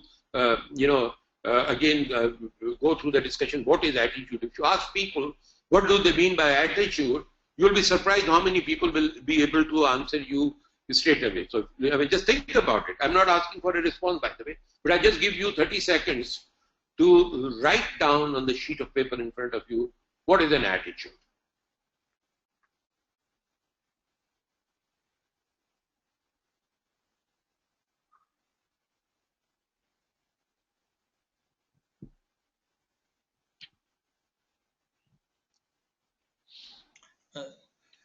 Now, I don't have the benefit of your answers, but let me share with you what we talk about. Responding to a situation, attitude is basically our response to a situation. Situations vary. But we are trying to be consistent in our attitude that we will respond in a positive manner. You can respond three ways. Either you show a positive attitude, or you are indifferent attitude, you couldn't care less, or you have a negative attitude. And what we are saying that at HBL, in conformity with our cultural values, we will be responding to a situation in a positive manner. Now, does that mean that something bad has happened and we still respond positively? My salesman has lost a big account, or somebody has met with an integrity issue, we still respond positively? Well, you have to understand that positive response is a sane response. You can't be rude and physical to a person who's found guilty. There is a process of understanding what has happened. There is a process of recognizing what has happened. And there is a process also of inquiry, managing, and all those things. So that is a positive way of handling things. So we are saying that, again, in terms of cultural sensitivity, we will all be fully consistent. We will all be dealing with everybody irrespective whether he is a new employee or an old employee, and whether he is a local or he is an international assignee, whether he is a Muslim or he is a Hindu or he is a Christian or he has any other belief, Buddhist. We don't discriminate. We treat people with a standard set of values and attitudes. And we also understand that globally, the practices are different, the customs are different, the norms are different. So to be fully cognizant of this and then act and respond with full mind and intelligence. What are the cultural differences affecting people? Most important is the communication. And I'm glad, I heard this example of translating the thing in local language. And it's very, very important. Local language proficiency is essential. Now, locals do know their language very well, but in communication, if that language is there, that's very helpful. But also people who come on international assignments, you come from a different background, but I have found it very helpful to at least understand to the level of proficient communication. I may not translate literature, but at least to be able to communicate in the local language is a very, very helpful thing. And, if you're moving into a new location, try and get some acquaintance with the local language and you will find it useful. Now, family, this I wanted to tell you, family first concept, joint family. In most countries, in most societies, in most cultures, family comes first. Arab culture is very predominant with that. Pakistan and Bangladesh and Maldives, we have that. Even in countries like Turkey and Lebanon, it's transiting culture, but still the family is considered a nucleus of existence. In the totally Western culture, business first concept. Business comes first, so family is the question, the argument is that if we do business, if we earn well, then we keep the family well. And the other perspective is that if you're working so much that you can't attend to the family, what is good? So basically the challenge there is the lining of work hours, and I gave you the example of what we did in Bahrain. We look at the legal side of it. Again, in different countries, there are Sharia laws, there are Islamic banking laws. In Western concept, there are people living in UAE have this issue that inheritance is not by, by the Western concept of wills. So basically, it is the Sharia law. If a Muslim leaves, the bank has to treat them in accordance with the local law. So these are the cultural differences and they affect people. And now HBL, having been a global bank for a very long time and operating in a global environment now with so many countries and so many international colleagues, international team members of HBL, it's very, very important that we do take notice of these things. These are the things that I'm mentioning to you is for you to understand and recognize and note and be conscious of. So you're not going to offer a solution here, but we are saying that this should raise a red flag in our mind when we are dealing with cultural diversity. So cultural shock, I gave you an example of cultural shock basically. We have our own personal and family experiences. So we come back from one culture and go to another country. If you are relocating, you move from one culture to another country and it's a different culture. Now the thing is that moving to a different culture and environment basically causes a disorientation. And certain countries, the family has certain practices and norms.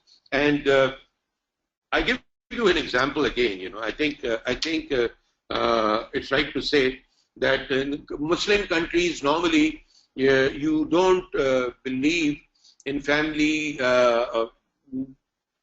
ladies singing and dancing in front of men. But in many countries, in the Far East countries, even including Bangladesh, this is a part of the tradition. The singing and dancing is part of the culture. And it is very well accepted, it's very well appreciated. There's nothing wrong about it. So when we move from one country to another and we see things which are not consistent with our own personal and family experiences, there is a disorientation, there is a shock. And this happens mostly in relocation. When you move from one country to another country, you have to understand, you have to absorb and then you gradually accept it. So we move on. So basically, what is the adaptation of cultural shock? It's a process that individual has to go through to work comfortably in a new organizational culture, in a new environment. So basically, individual has to go through a transformation, adjusting the local home culture, home comfort, home traditions into absorbing into the new culture, new organization, and a new country. The adjustment has to be a new environment going through different stages and cycle. And I can hear the, this is a cycle. This is the whole cycle that takes place. What happens is in the culture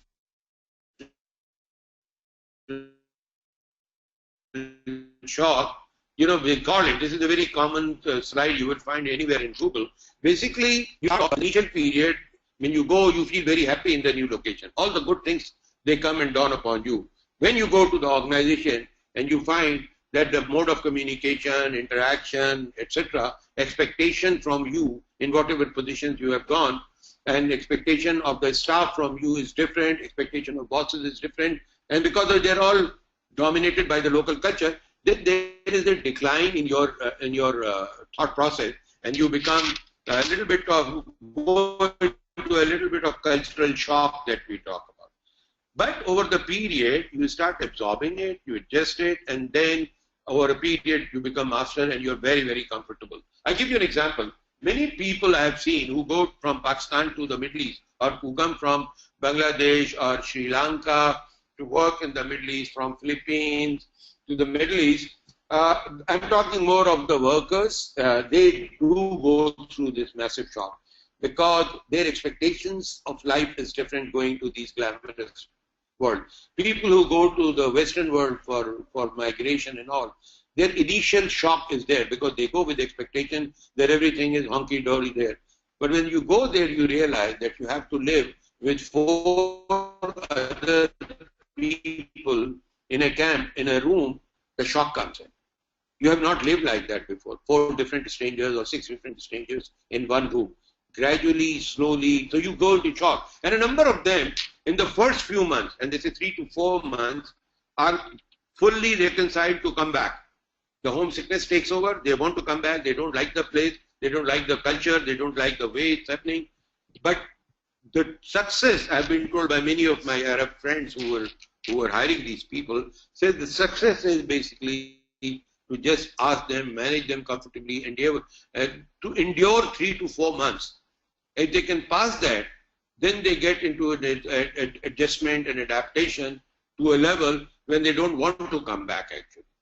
So this is a very normal cycle of managing and going through a cultural shock. Now, what actually is important in cultural inclusion and mixing with locals? One is promoting first stage is cultural participation, access, right to express with problem solving, creative and innovative practices. So you promote cultural participation. So you start mixing up with people in the office, and in certain countries it's very customary to meet your colleagues, local colleagues, even outside the office hours. In certain countries, you invite them for dinner to your places. In certain countries, they invite you for dinner. Not so much in the West. I mean, inviting somebody home for dinner is a very, very big thing in America and in Europe. But in Pakistan and Bangladesh and these places, when we get a visitor from outside, we really look forward to invite them and offer home hospitality for food. We love to invite them. So this is a thing that allows us to bridge certain communication gap. We get to meet with people. We get to understand people outside the office. The real person, human existence in office is very objective, is very work related. It's when you meet them outside and talk to them and talk about life and talk about children and talk about the challenges of life, you find a lot of synonymity irrespective of the difference in culture, irrespective of difference in religion, irrespective of difference in language. When you interact with them, you will see that human being is a human being. Human being issues are always human issues. We all expect to be treated respectfully. We all expect to be recognized and rewarded when we do something good. We all expect to be motivated. We all expect to be empowered when we have done something good. And irrespective of which country we come from, appreciation is always, it does wonders. So if somebody has done a good work and you appreciate, it makes a lot of things. And then we talking and interacting, we understand others' problems on, and we offer some solutions from our own learning in life. We come up with what we did as an innovative thing in a situation which helped. So if a child is not, really into studies, how did I manage my child in that state? And these are universal things. You have to understand there are certain things which are very cultural or local specific, and there are certain things which are universal. So bringing up a child to the best is a universal thing. Everybody wants to. Taking care of the health of your family is a universal thing with a varying degree. So this is something where we start with cultural inclusion and mixing with local,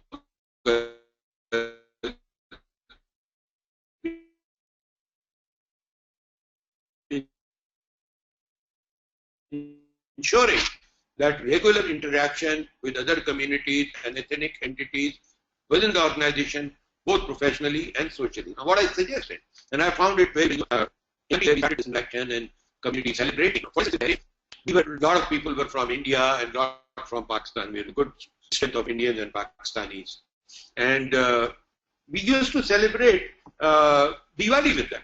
So we will, when the function of Diwali comes, we will create a Diwali party and invite all the Indian friends, and we will have happy moments together. Similarly, I remember, Ramadan, we were invited by a Hindu family for iftar, and we had a little bit of a cultural, shock. Very interesting actually. I must share with you.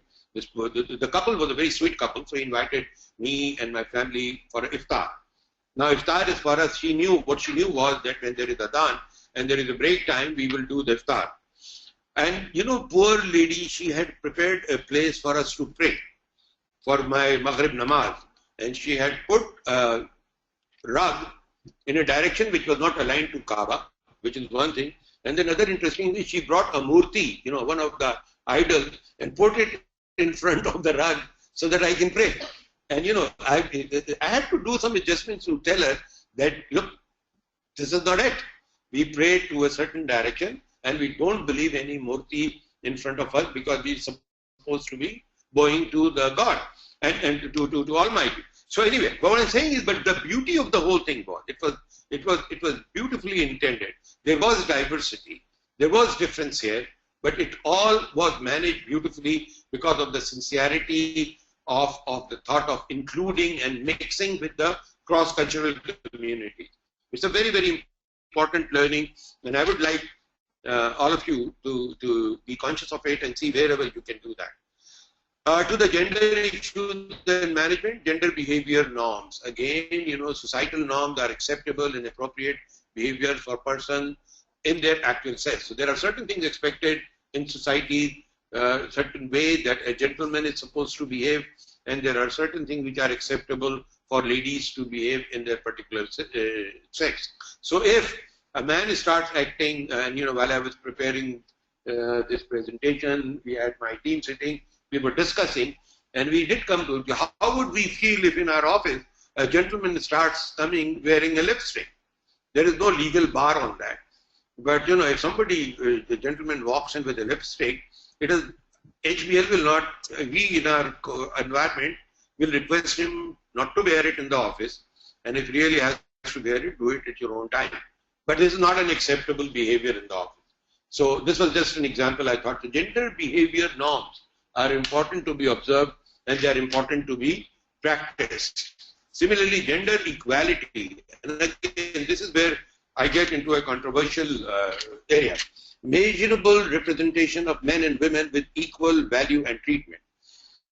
I see, there's a lot of sense in this coming from countries where women are visibly mistreated or put behind or seen as the softer sex or seen as Men are seen as machos with the strong existence and women as a weaker kind of existence. I totally agree and understand that. And therefore, this feeling of making some measurable representation of men and women with equal value. We did that in HBL. Back in 2005, we hardly had any girls in the branches. And I remember, and I'm very happy that I did that, we hired about 1500 probationary officers all over Pakistan, and most of them, a number of them, a good amount, we made sure that if the person is good, we will hire irrespective of a man or a woman. So at least I think 30-40% ladies made it on merit to join our team. And we were, I was initially apprehensive because a number of them came from the rural area. And I was not sure, especially rural area from, Khyber Pakhtunkhwa, Pathans, where I think my understanding was that the culture is very introvert. They don't let their ladies out. But guess what? I was so surprised when we started training in Islamabad. Some of these girls from the very, very remote area, like Kohat and all, they comfortably came. They picked an apartment, made a small mess, and some of the girls stayed there. And they stayed there for 6 months of training period. To me, the surprising thing was that the parent allowed them. So yes, there is a cultural change taking place here.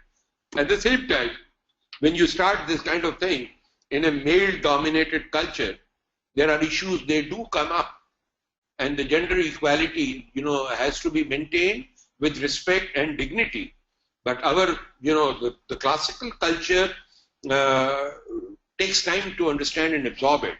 So I was apprehensive of some complaints of, what we call as gender bias or, when they start, what do we call it, when they start teasing the girls and all? Harassment. That's the word. Thank you. So there was apprehension of sexual harassment, which actually happened. And, the first, I'm just sharing with you how I handled it at HBL and set a norm there. So the very first instance of sexual harassment that came to my notice, and it was substantiated by a SMS message given by the gentleman, or given by the person to the lady, the decision was to fire. Immediately terminate the employment on integrity issues. I was approached by many regional managers and supporters to consider this man has a family, this man has children, and he has to do, so let's give him a warning. And I took a decision at that time. I don't know how right or wrong I was. You will tell me whether it was right or wrong. I took a decision that let's not create an example that we tolerated.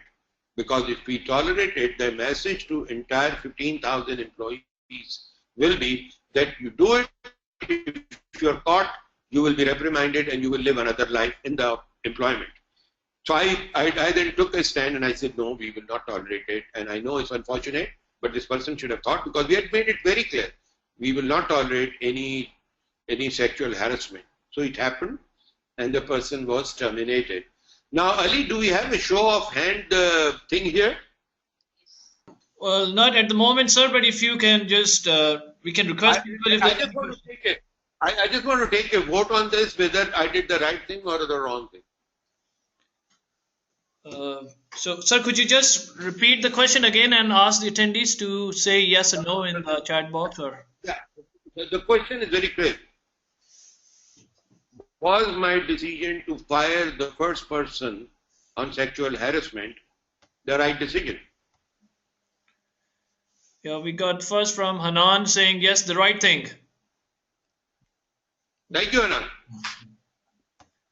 Anybody else? We got Seema Vijay, yes. Muhammad Saif has raised a hand, I believe, because he's saying yes also. Gufran Majid, it was the right decision. Maeen, sure, right. Shafayat Hussain, yes, from Bangladesh.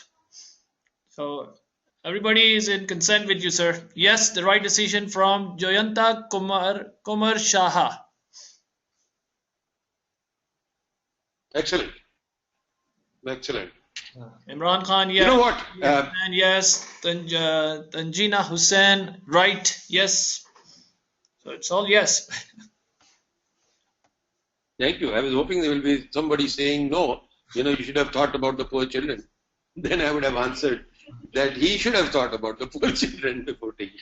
But just to take this story a little further on gender equality, we always take it for granted that it is the men who are the aggressor here.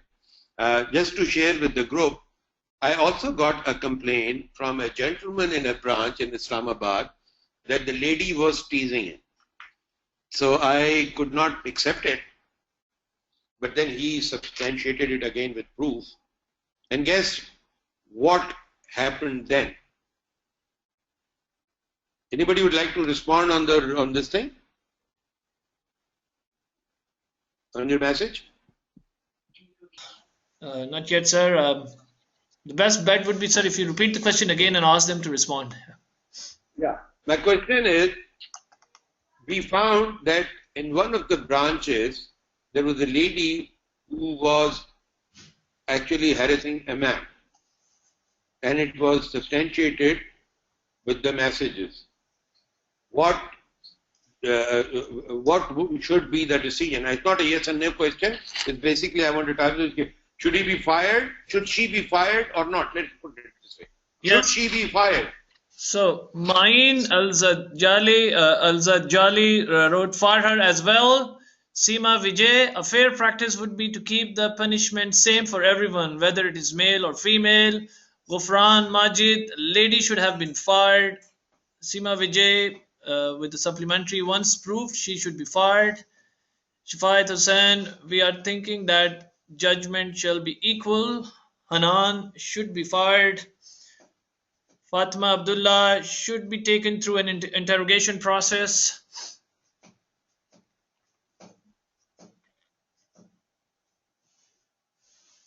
Yeah. So okay. Yeah. So let's pause here. Thank you everybody for your response. It is a very, very consistent response to Fatima. Yes, it was she missed out. I did say that it was substantiated. So I don't know what interrogation process or investigation process was required. I did say that it was. Now the question is, I'm very, very happy because it seems that all those people who are participating have totally understood the issue of gender equality and the way it should be treated. It's a very consistent response, which tells me that, when you talk of principles, when you talk of values, when you talk of consistency about sensitivities, gender sensitivity, even both, I mean, I'm very happy that the response came from both gentlemen and the ladies in the thing. And just to make you all very comfortable, I did exactly, I had not anticipated that you will all support me after so many years. But yes, I did what you really suggested. So the lady was also fired. But the message went very consistent that, this is something which is simply not acceptable for one sex. It is not acceptable for other sex.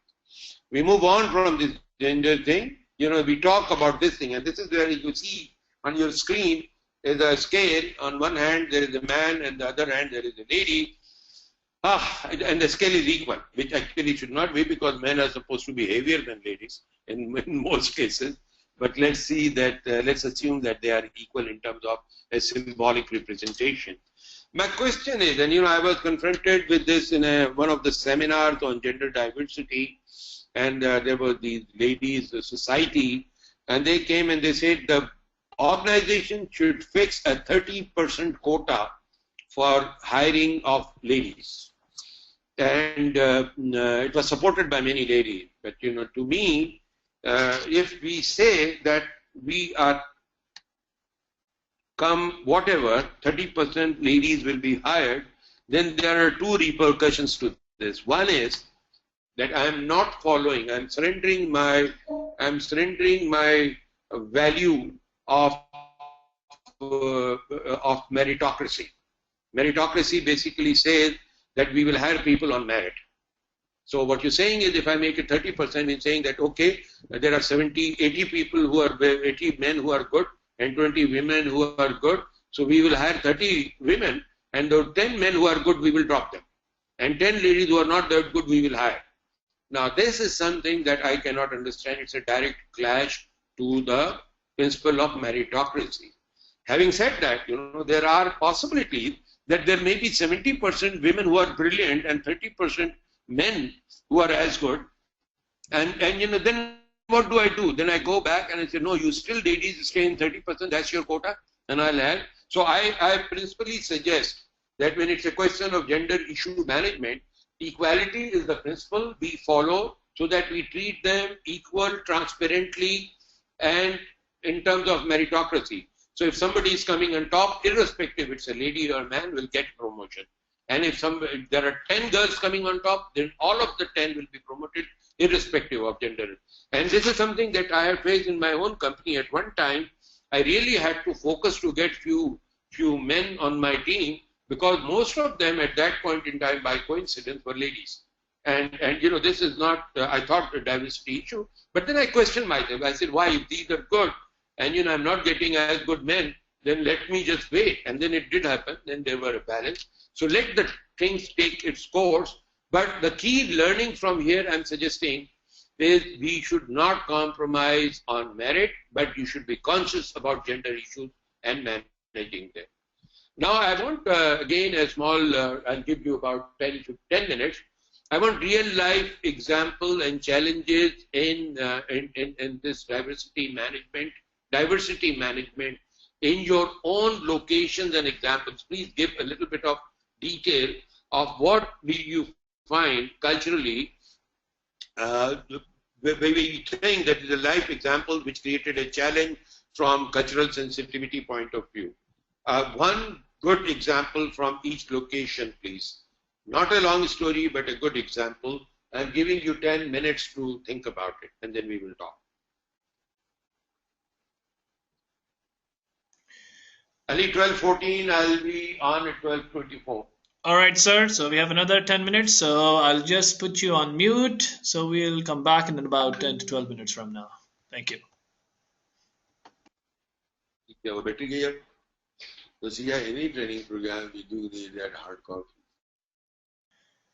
Okay, Zafar Saab, if you're still there, or Fatima, if you could help, some of the attendees are asking if we could repeat the question. Sir, if you could repeat the question and with instructions on what needs to be done. Some of them are asking. The question is, as you will see it on the slide, I'm asking for some real life examples or challenges faced by the participant in their own experience at HBL on the issue of gender or cultural sensitivity. Any real life, they think that there was a situation where there was, if somebody or some group was preferred or treated differently because of a certain cultural differentiation.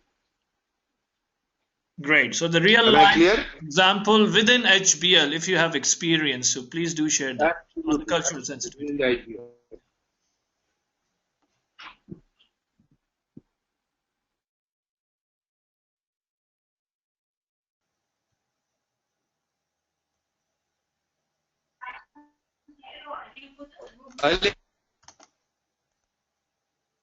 Ali, Assalamu alaikum. We can move on.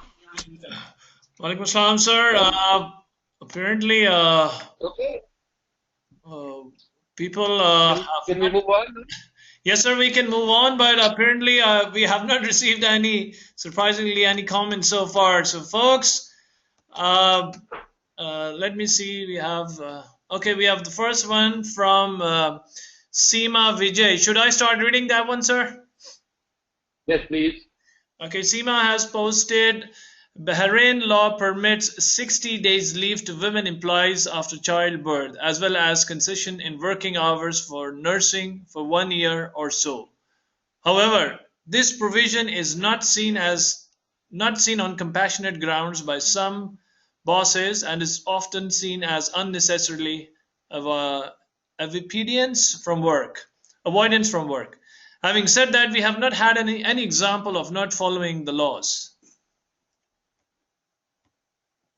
Great, thank you, Seema. Very good question. Basically, what you're saying is that there is a legal provision which is being adopted by the bank, which is according to the local Bahraini laws, which has been adopted and which has been actually implemented also. What you're talking about is some people thinking that because of this law, which in their view is a lenient law, people are using it as a pretext of not working or not meeting the requirement, which in their opinion they could have done. And this is common. People do have different views on 60 days maternity leave. I've heard people now saying that it should be reduced to actually 15 days, and then you can work from home. Because most of the time we work, we electronically communicate and all. But that's a different thing. Here, my advice to the local management and all of you in different countries, they're a very simple thing. There is a local law which has to be respected and adopted. So there's no question of compromise here. You can't be violating the local law. Second, it has to be accepted in letter and spirit, which basically means that we understand the reasons for this local custom or tradition, and we respect it. So any behavior or indication or body language that shows a disapproval of implementation of law, be that by words or by gestures, has to be avoided. I don't think that this is fair to have allow people to go, allow ladies to go on a 60-day maternity leave and not allow it and consider it as a favor. We are not doing a favor. We are just following the law according to the country. For their information, in America, there are certain companies or states which allow paternity leave to fathers also. So they can go and support or something. So these are the local laws. We respect wherever we go, and we respect them in letter and spirit, and we should not be giving any such gestures. Thank you so much, Seema, for raising this point.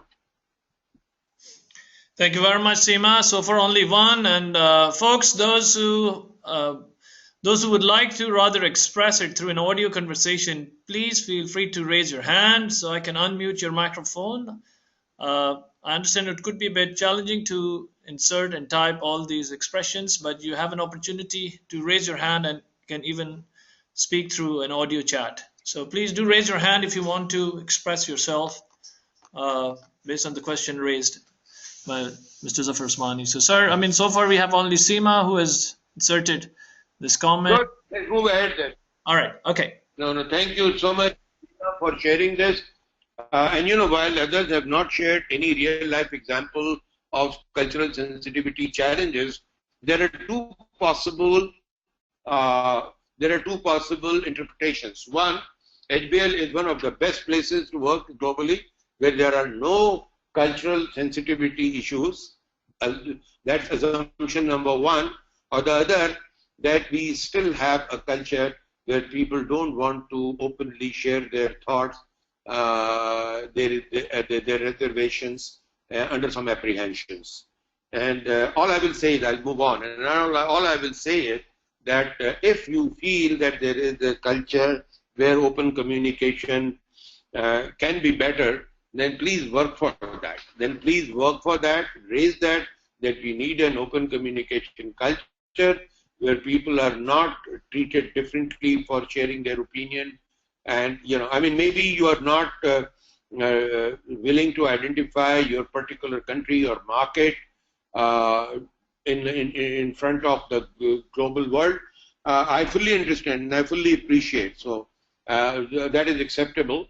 But I think, maybe there is a need, if there are some common, I was hoping that there will be some issues raised, and we will be able to categorize those issues without country specific. We can say that some countries have shared this, or some countries have experienced this, and we could take it up more generically. But I leave it to you, your best judgment. There will be maybe one or two more opportunities to express yourself, and we move on now with the presentation. But again, thank you so much for bringing that point, Seema. We come to now managing cultural differences. This is, there are cultural differences, we agree, there are some visible cultural differences and there are some invisible. So we call it a cultural iceberg, and like any iceberg, there are some things which are visible and there are some things which are not visible. You're all familiar with iceberg. It has one presence which meets the eye, and it has another presence that does not meet the eye, it is under the water. And you all must have watched the famous film Titanic, which was destroyed, the most invincible, the largest, the most beautiful passenger liner was destroyed because of not being able to recognize the non-visible portion of existence, which is under the water. And in the cultural iceberg, we want to make sure that we are not hit like Titanic from things which are existing, but which we are not fully conscious because they're not visible. So what do we mean by visible cultural differences? Basically attributes that are observable, such as customs we talked about, the lunch breaks we talked about, the dress, the mannerism. These are all the things which we can look and observe, and we can decide on our own what is the intelligent interpretation of that. But then there is still invisible cultural differences, and they come influencing. These are the intangible aspects of culture. So these are not, they cannot be sensed by the five senses, but they have to draw on your imagination, understanding, and intelligence. So influencing behavior based on the values and the beliefs and the assumptions. And these are varying. The beliefs and assumptions are not necessarily documented. In religious form they are, but there are personal beliefs, there are corporate culture assumptions, there are assumptions where some organizations believe in open culture and some do not believe in open communication. In some organizations, an open communication is appreciated. In some organizations, it is used as a vendetta. And I'll tell you, HBL itself is a very good example. In fact, let me give you two examples. One was when I used to work in Exxon and American Express, actually. We used to encourage opinion. And there was a culture of total comfort when anybody, any employee, even the cashier will stand in the town hall meeting in front of the country manager or the head and raise an issue which he's not happy with, and with full comfort that no harm will come to him. And then there were cultures, even in our HBL in the early days, I'm talking 2000, 2001, when I started this practice of town hall meetings. And the town hall meetings, as you know, are a forum for open communication. So, this is a huge bank in Pakistan. So we used to go to places like Hyderabad, like Multan, and get about 300, 200 branch managers from the region. And we get them into a seminar hall or something. And then I will present the HR team sitting there. What are we doing? And we'll listen to their concerns. And in the first two meetings, I realized that people are not speaking a lot because the regional chief was sitting next to me. So I could observe that before asking a question, they would look at the regional chief, and if regional chief will give a nod, then they will ask. So I realized that there is a culture of fear, right or wrong, but people are apprehensive. They are scared that if they say something, it will be held against them. So I had to request the regional chief to please retire in his own office. And we had an open communication. And trust me, people then started coming with very, very open communication, highlighting some of the things that we will discuss now, highlighting the bias, highlighting the fraternity, in a rural area. So if there is one family, there are a lot of members of the same family or same tribe or same clan. So those kind of things that take place. But it came out transparent in an open communication. So invisible cultural differences we're talking about, they're not visible. You cannot find them. Whether in one particular region, a person has entire family working in the bank, and this is true, this has happened. Anybody you talk to in that bank, any position from cashier, was related to one particular family in a way. And nothing false, it's a cultural thing. So people, it is expected that when you are in power, you will provide employment to people close to you. And the first thing is charity begins at home. So they started hiring their own people. But this was something past. It does not happen now. I'm assuming it does not happen now. But what I'm saying is that it is very important to recognize, because if you don't recognize this cultural challenge, then you can come up with best policies, best global practices, most transparent performance management system, most transparent compensation system, most transparent career development system, but it will all be hit by the perception of others that this is one family. So anything happening here is for the welfare of the family. And this is a major roadblock. It destroys the cultural initiative. It actually dismantles, disintegrates the belief in the transparency, the belief in the corporate philosophy. So invisible cultural differences are very important for you to recognize. Now this is only a 3-hour webinar and we are left with half an hour, so I cannot dilate a lot on it. I leave it to your own intelligent assessment in your own workplaces. Try and make on a paper, make a glacier. Look at what are visible cultural signs, and then write. If you were together somewhere, I would have asked you to do that. I would have asked you to write what are the visible cultural differences and think about it, because it may not, because it is not visible, it may not strike you immediately. So think about what could be, and then you will start thinking. When you start thinking, it starts coming on, like a brainstorming session, and you will find a lot of things that you can on cultural sensitivities, lot of opportunities, which if you identify now, you can create a world-class, well-integrated professional working environment, so far as cultural sensitivity is concerned. We move on. What is prejudice? Basically, it's a preconceived opinion which is not based on logical, professional reasons or actual experience. You know, if I was to ask you what, in the class, what is prejudice, you will all come, you will think, and then you will come with an opinion. Basically, prejudice is before we take a decision, before actually experience it. So this gentleman, for instance, is from that area, and therefore he has limited understanding. He comes from a rural area, so therefore his communication is bound to be poor. He comes from a local ethnic school, therefore his ability, intelligence to do analysis will be limited. So these are, or you know, this could be the urban and rural, or it could be within the thing, or you know, within that, okay, so this person comes from elite colleges, so they know better, and this person comes from the low-end government colleges, so they may not know better. And trust me, I have seen with my own experience, a good college, a good university does not guarantee a good employee. It does guarantee a certain brand, certain sifting, but and somebody coming from a non-entity, not well-known university and college could be a brilliant value creator, a brilliant employee. These are the places where we submit to the wisdom of God, because of the creativity, innovation, etc. is not confined to the people who go to the good schools and colleges, and not confined and not totally devoid in people who do not have good schooling. So these are the prejudices we have in our organization. So we take it a little further. Is it that gender bias? So this is something, oh, she's a lady, so she can't do this. It's a very tough work. It requires late sitting. And you know, she's a lady. So these are preconceived notions. And who knows, and I have seen in my life, you have seen in your life, there are ladies who are very, very hard. In our HBL, you know, with beautiful branding campaigns, you would have seen the lady who conquered several mountains.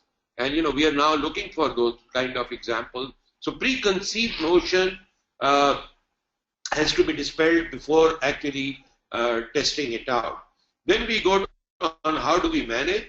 Recognize the prejudice. Recognize, keep your mind open. Am I not being exposed to the menace of prejudice?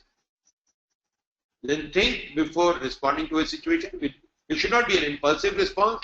Okay, no, this is a lady, she can't do it. Oh no, he's from a rural area, or he's from that area, he can't do it. No. Think before responding. Learn to look honestly. And when we say learn to look honestly, what we are really saying is, honesty basically means that we will take our own personal view out of it. We will be very objective. We will look into, we will test the person with something. We will test 3 people whom we want to give. And we are selecting one. We will test which one has the ability to do the best. And you will be surprised, and I have been surprised many a times in the past, that people who actually I thought will do better were not as good. And some people which I thought was not that good, it came across better. So managing prejudice and minimizing negative attitude. This is something easier said than done.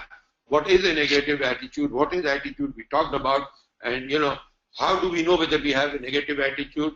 If our response, in attitude we talked about response. If our response does not take into account the whole picture, does not take into account of every picture has some positive things and some negative things. But our decision to define our response has to be based on considering both aspects of negativities and positivities, because our negative attitude emerges when we do not have, we have not given ourselves a chance to think also the other perspective, the other shoes.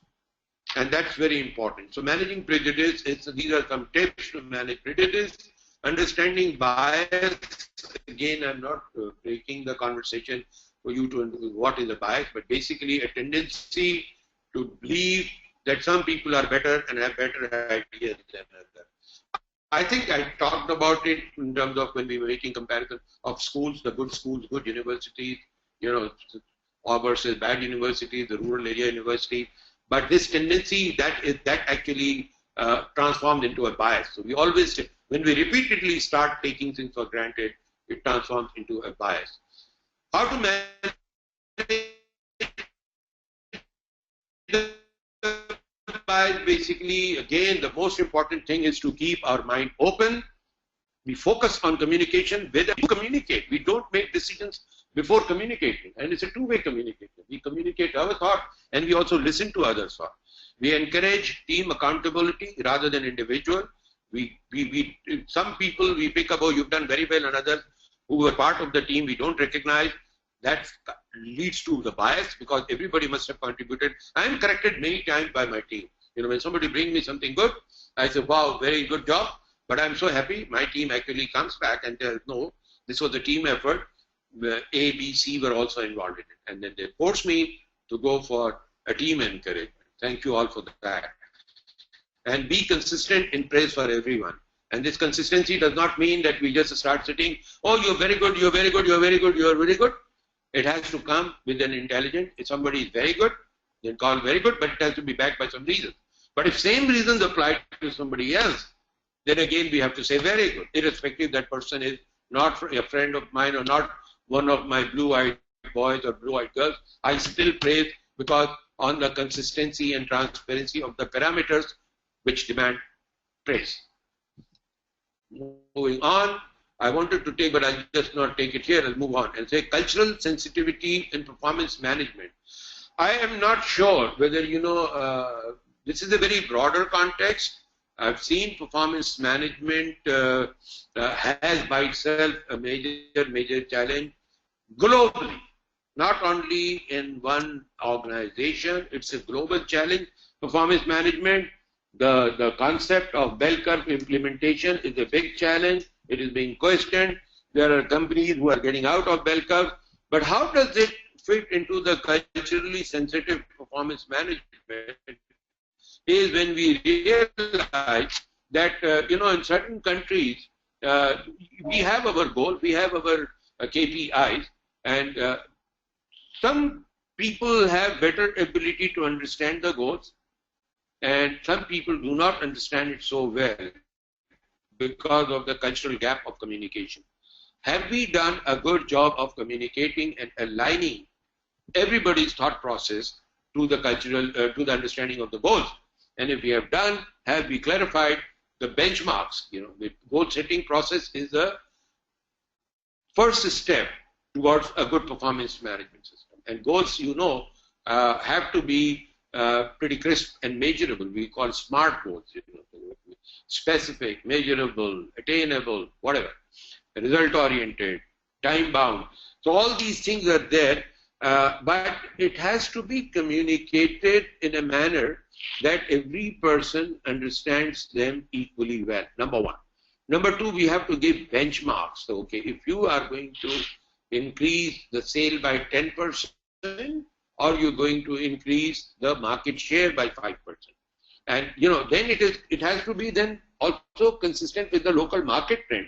Some markets grow faster, some markets have greater GDP, Some market grows slower, and they have slower growth rates.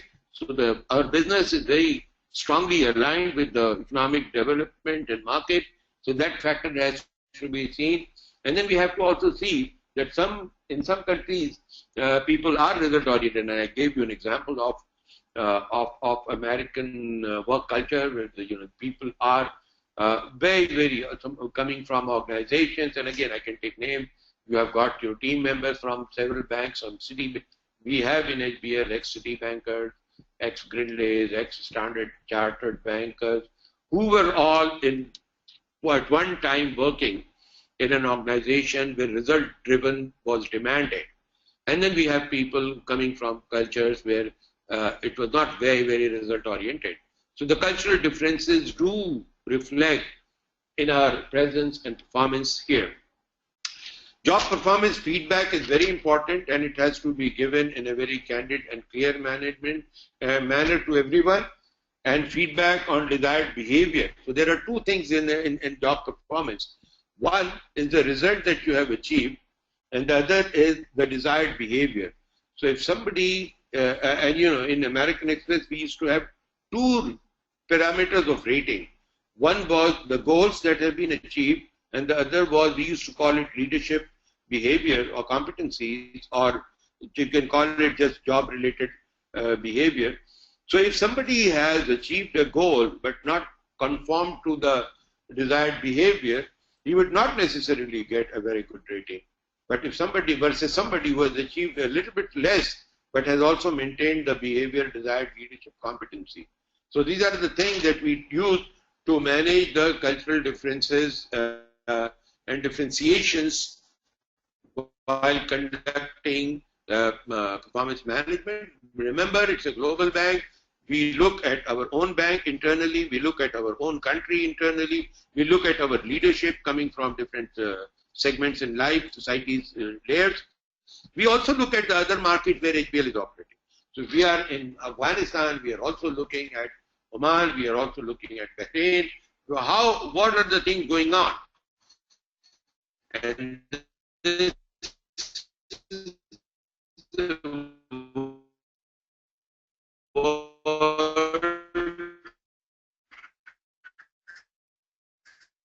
which is a very shrunk version. The whole world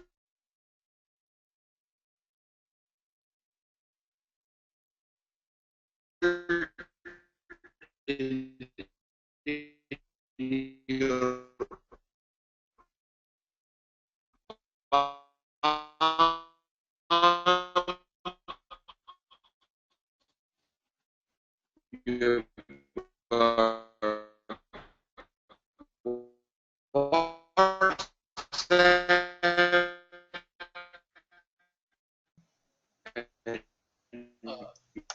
Zafar Saab, apparently we have an audio glitch from your end.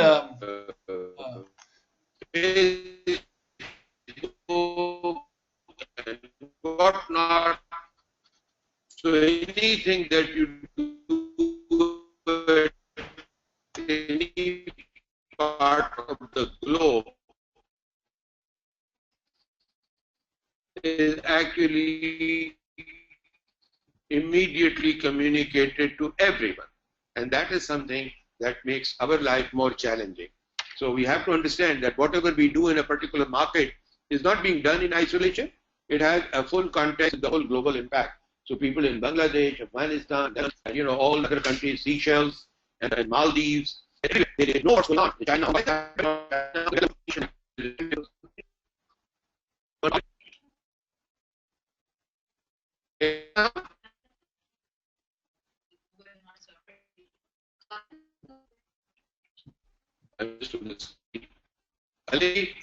Yes, Zafar, there's a slight technical glitch in terms of your audio reception, but could you give us an audio check once again? I think now it's better. Yeah. It's little yeah, it's little distorted, but it's getting better now. Hello, are you? Yes, I can hear you now. I can. Okay, so let's go. Okay. Okay, fine. So I was saying last thing was on cultural differences. I was saying that we need to understand and manage it in a consistent manner all across the market. I was saying that we haven't heard anything from China, Hong Kong, and Singapore, Seychelles, Maldives. Other countries have a little bit, contributed, but even UAE has not contributed. So I'm encouraging participants from these countries to please do come forward with your observation or any question that you have. I move to the next slide now. I wanted to again check with real life example, but we want to very quickly go through this. How do we go about reducing cross-cultural misunderstanding? Basically, the starting point is conducting a culture audit.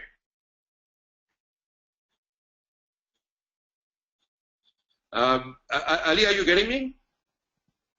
Yes, sir, we are. You're better now. Okay, great. So conduct a culture audit, basically define what are the factors in culture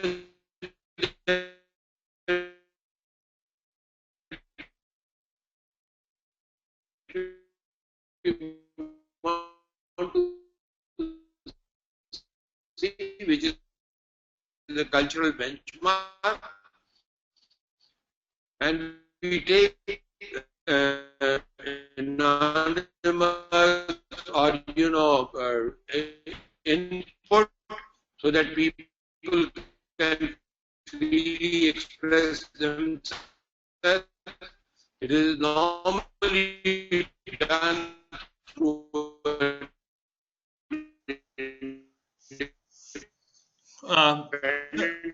organization. Zafar Sahab, I think audio streaming is analyze the result.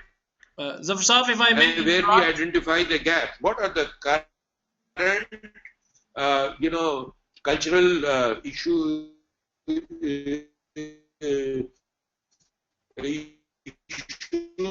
that we have, and what are the desired issues that because current behavior and the desired behavior. We find out the gap and we prioritize what are some of the things that we should attend.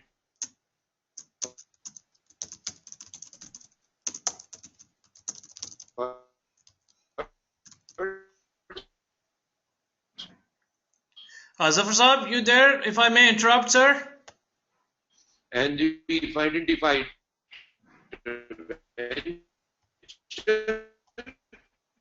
by developing action plan for what initiative do we need to take and for this process of using cultural understanding.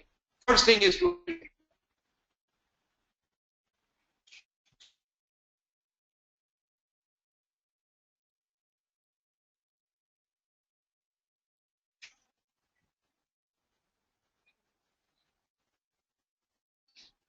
yeah. So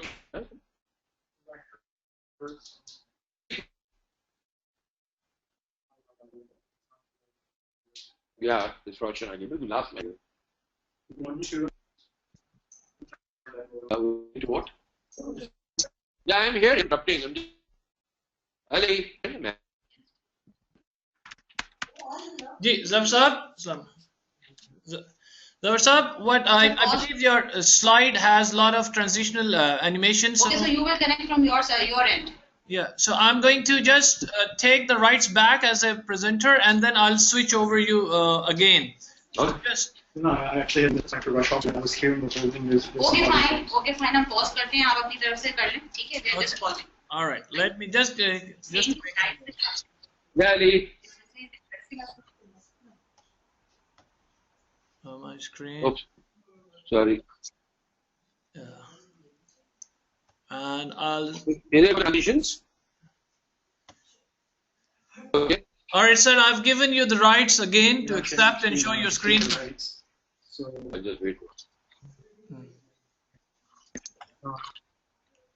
Yeah. Okay. Right, So there were these 4 steps I suggested for reducing cross-cultural misunderstanding. One was to conduct a culture audit. This is basically taking a snapshot of the way things are today in terms of our cultural benchmark by taking anonymous internal input from people identifying gaps, the areas where we think we can do better, opportunities, and then what we need to do will be identifying interventions and then follow up and tracking. Then we do the same others in foreign environment. We talk about alignment of organization culture with local tradition. A good example was Bahrain, where HBL adopted the local culture and local legal requirements for maternity leave, and I think that's the right thing to do. Develop logical internal consistency. Now, this is something very important because there are not necessarily consistency in benefits, policies between locals and expats. There are always, globally, in every organization, local packages have their own advantages and limitations, and expat packages, because they are designed to attract people to come from their home comfort to work outside, are slightly different. But what we are saying is that logically, internal consistency has to be maintained.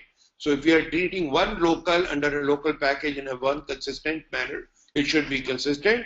And if you are dealing expat according to the policy, it should again be consistent, irrespective of where is that person from, which language is speaking, and which culture. So employees cross-culture involvement, I mentioned an example, and I think this is an activity that every unit can take, where you start respecting each other's social occasions, recognize them, appreciate them, meet and greet, and you balancing the local with the local, global and local needs. So this is basically how we manage others in a foreign environment, and we create that and we move ahead with that. And lastly, I want this was a slide where I'm saying we will ask for real life situations, but now I'm keeping it purely as an open answer, open question thing, Anybody wants to question anything or make a point here? Yes. We have about actually very little time left. Yeah. So we have one quick question from Samira. We have 2 minutes, right? Samira Halai. This question is: a staff is good at his work, but lacks an attitude towards. What needs to be done to improve that particular staff's attitude? Is this particular ethnic staff or all the staff? I think is this question arising out of cultural sensitivity, or it's a general management issue? Samira, if you could just elaborate that one, because we are pressed on time, and Zafar is also. No, I'm fine, but I think we have the limitation of the internet. Yeah. So, sir, you may proceed, and I might interrupt once she comes back and sort of clarify this question for you. Okay, so then we move on to the cross-cultural diversity. The key thing is understanding the differences, develop a cultural variance analysis, identify alignment and acceptable objectives, and we use cultural translation as an opportunity to engage and motivate. So we're saying that we should do a lot of things, cultural blending, we discuss, we meet, we interact. The key thing is an open communication which gives you all the insights for managing cultural sensitivity in the best possible manner. If there are any more questions or inputs, I'm very happy. I would like to thank everyone for being attentive, and also I would like to suggest that please, I'm putting my contact here, email. If there is anybody anywhere in the network as my ex-colleague, as my friend, you can always drop me an email and consult for anything that I can share my learning with you to help you do better. There is also a LinkedIn and Facebook thing, but you don't need to go into that. But one thing is that, if you could also, and I'm requesting all the participants, share with me on email 1 or 2 lines of what you found useful in these 3 hours of interaction. And any question that comes to your mind later on, do just drop me an email, and I'm looking forward. I'm very happy, very excited to have discussed with each one of you, interacted with you, and it's a pleasure. With that, I would like to thank you. I think, Ali, I don't know when you'll cut off, but it's 3 o'clock in my watch here. If I have very few minutes, I'm still available to talk. All right, thank you. Thank you very much, sir. We have another question popped up. If you allow me, may I ask, may I read it over for you? Or? Absolutely. You don't have to ask this, go ahead. Okay, this one is from from Hanan Hamza. The question is, without mentioning the country and name before the introduction of the new automated system of appraisal we used to sign our appraisal without even knowing what they have inside them. In addition, we were not able to know how to reach HOK in this issue. What is your advice to the staff to do in these situations? Two things. One, if this question again is originating as seen as a cultural sensitivity issue, meaning one culture is feeling this or other culture is not feeling this, then that is an issue that is a cultural sensitivity issue. Otherwise, it's a general management issue, and I think, I'm sure you will have to directly or indirectly raise it, or your country manager should take it up with the HR.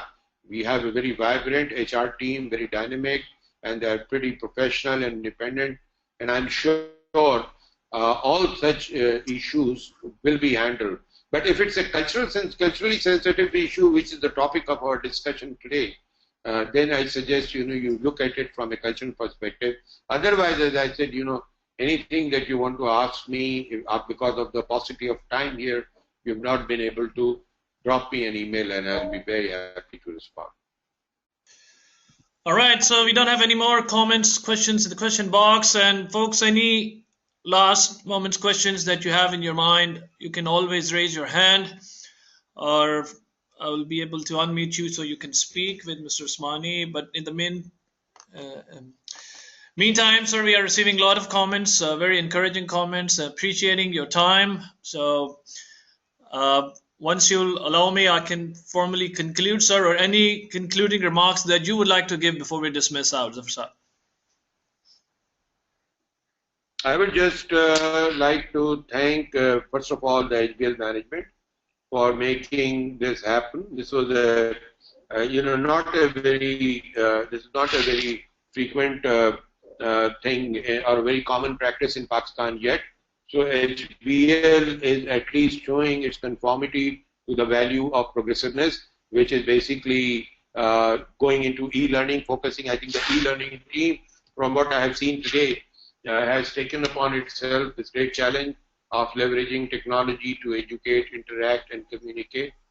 And I think I want to thank every participant here, even those from China, Hong Kong, Singapore, UAE, Kenya, Mauritius, and Seychelles, who kept quiet. Please do not keep quiet, just do come up, because your experience and your learning will also benefit others, as I'm sure you have benefited from other countries' experience today. Thank you, Ali and Knowledge Now, for making this technology work for us. And I want to thank on behalf of all my team members who worked on this to make it happen. It was a great experience. Thank you all so much. Thank you. Thank you very much, Zafar Saab, for a very, very intriguing presentation. Indeed, it turned out to be quite an interactive experience for all of us. I have taken the liberty to show my screen because we just received an illustration from the Bangladesh HBL team. I hope you guys can see that there are a number of staff members, gents and ladies, who are watching the webinar of Mr. Osmani in their conference room. And they have been kind enough to share this illustration with us, which I'm further projecting on my screen. So, folks, it has been a wonderful experience, quite an interactive one once again, and I really want to thank Mr. Zafar Osmani for taking the time to deliver this live webinar, and thank you, HBL, for also taking this initiative, and we really hope that we will be able to sustain and come up with more frequent such webinars to engage the global audience of and staff members of HBL through such vibrant platforms, virtual platforms. And with that note, I would like to end and conclude. So you all have a good day, good afternoon, good evening, wherever you're calling from. Assalamu alaikum wa rahmatullahi wa barakatuh. Thank you very much.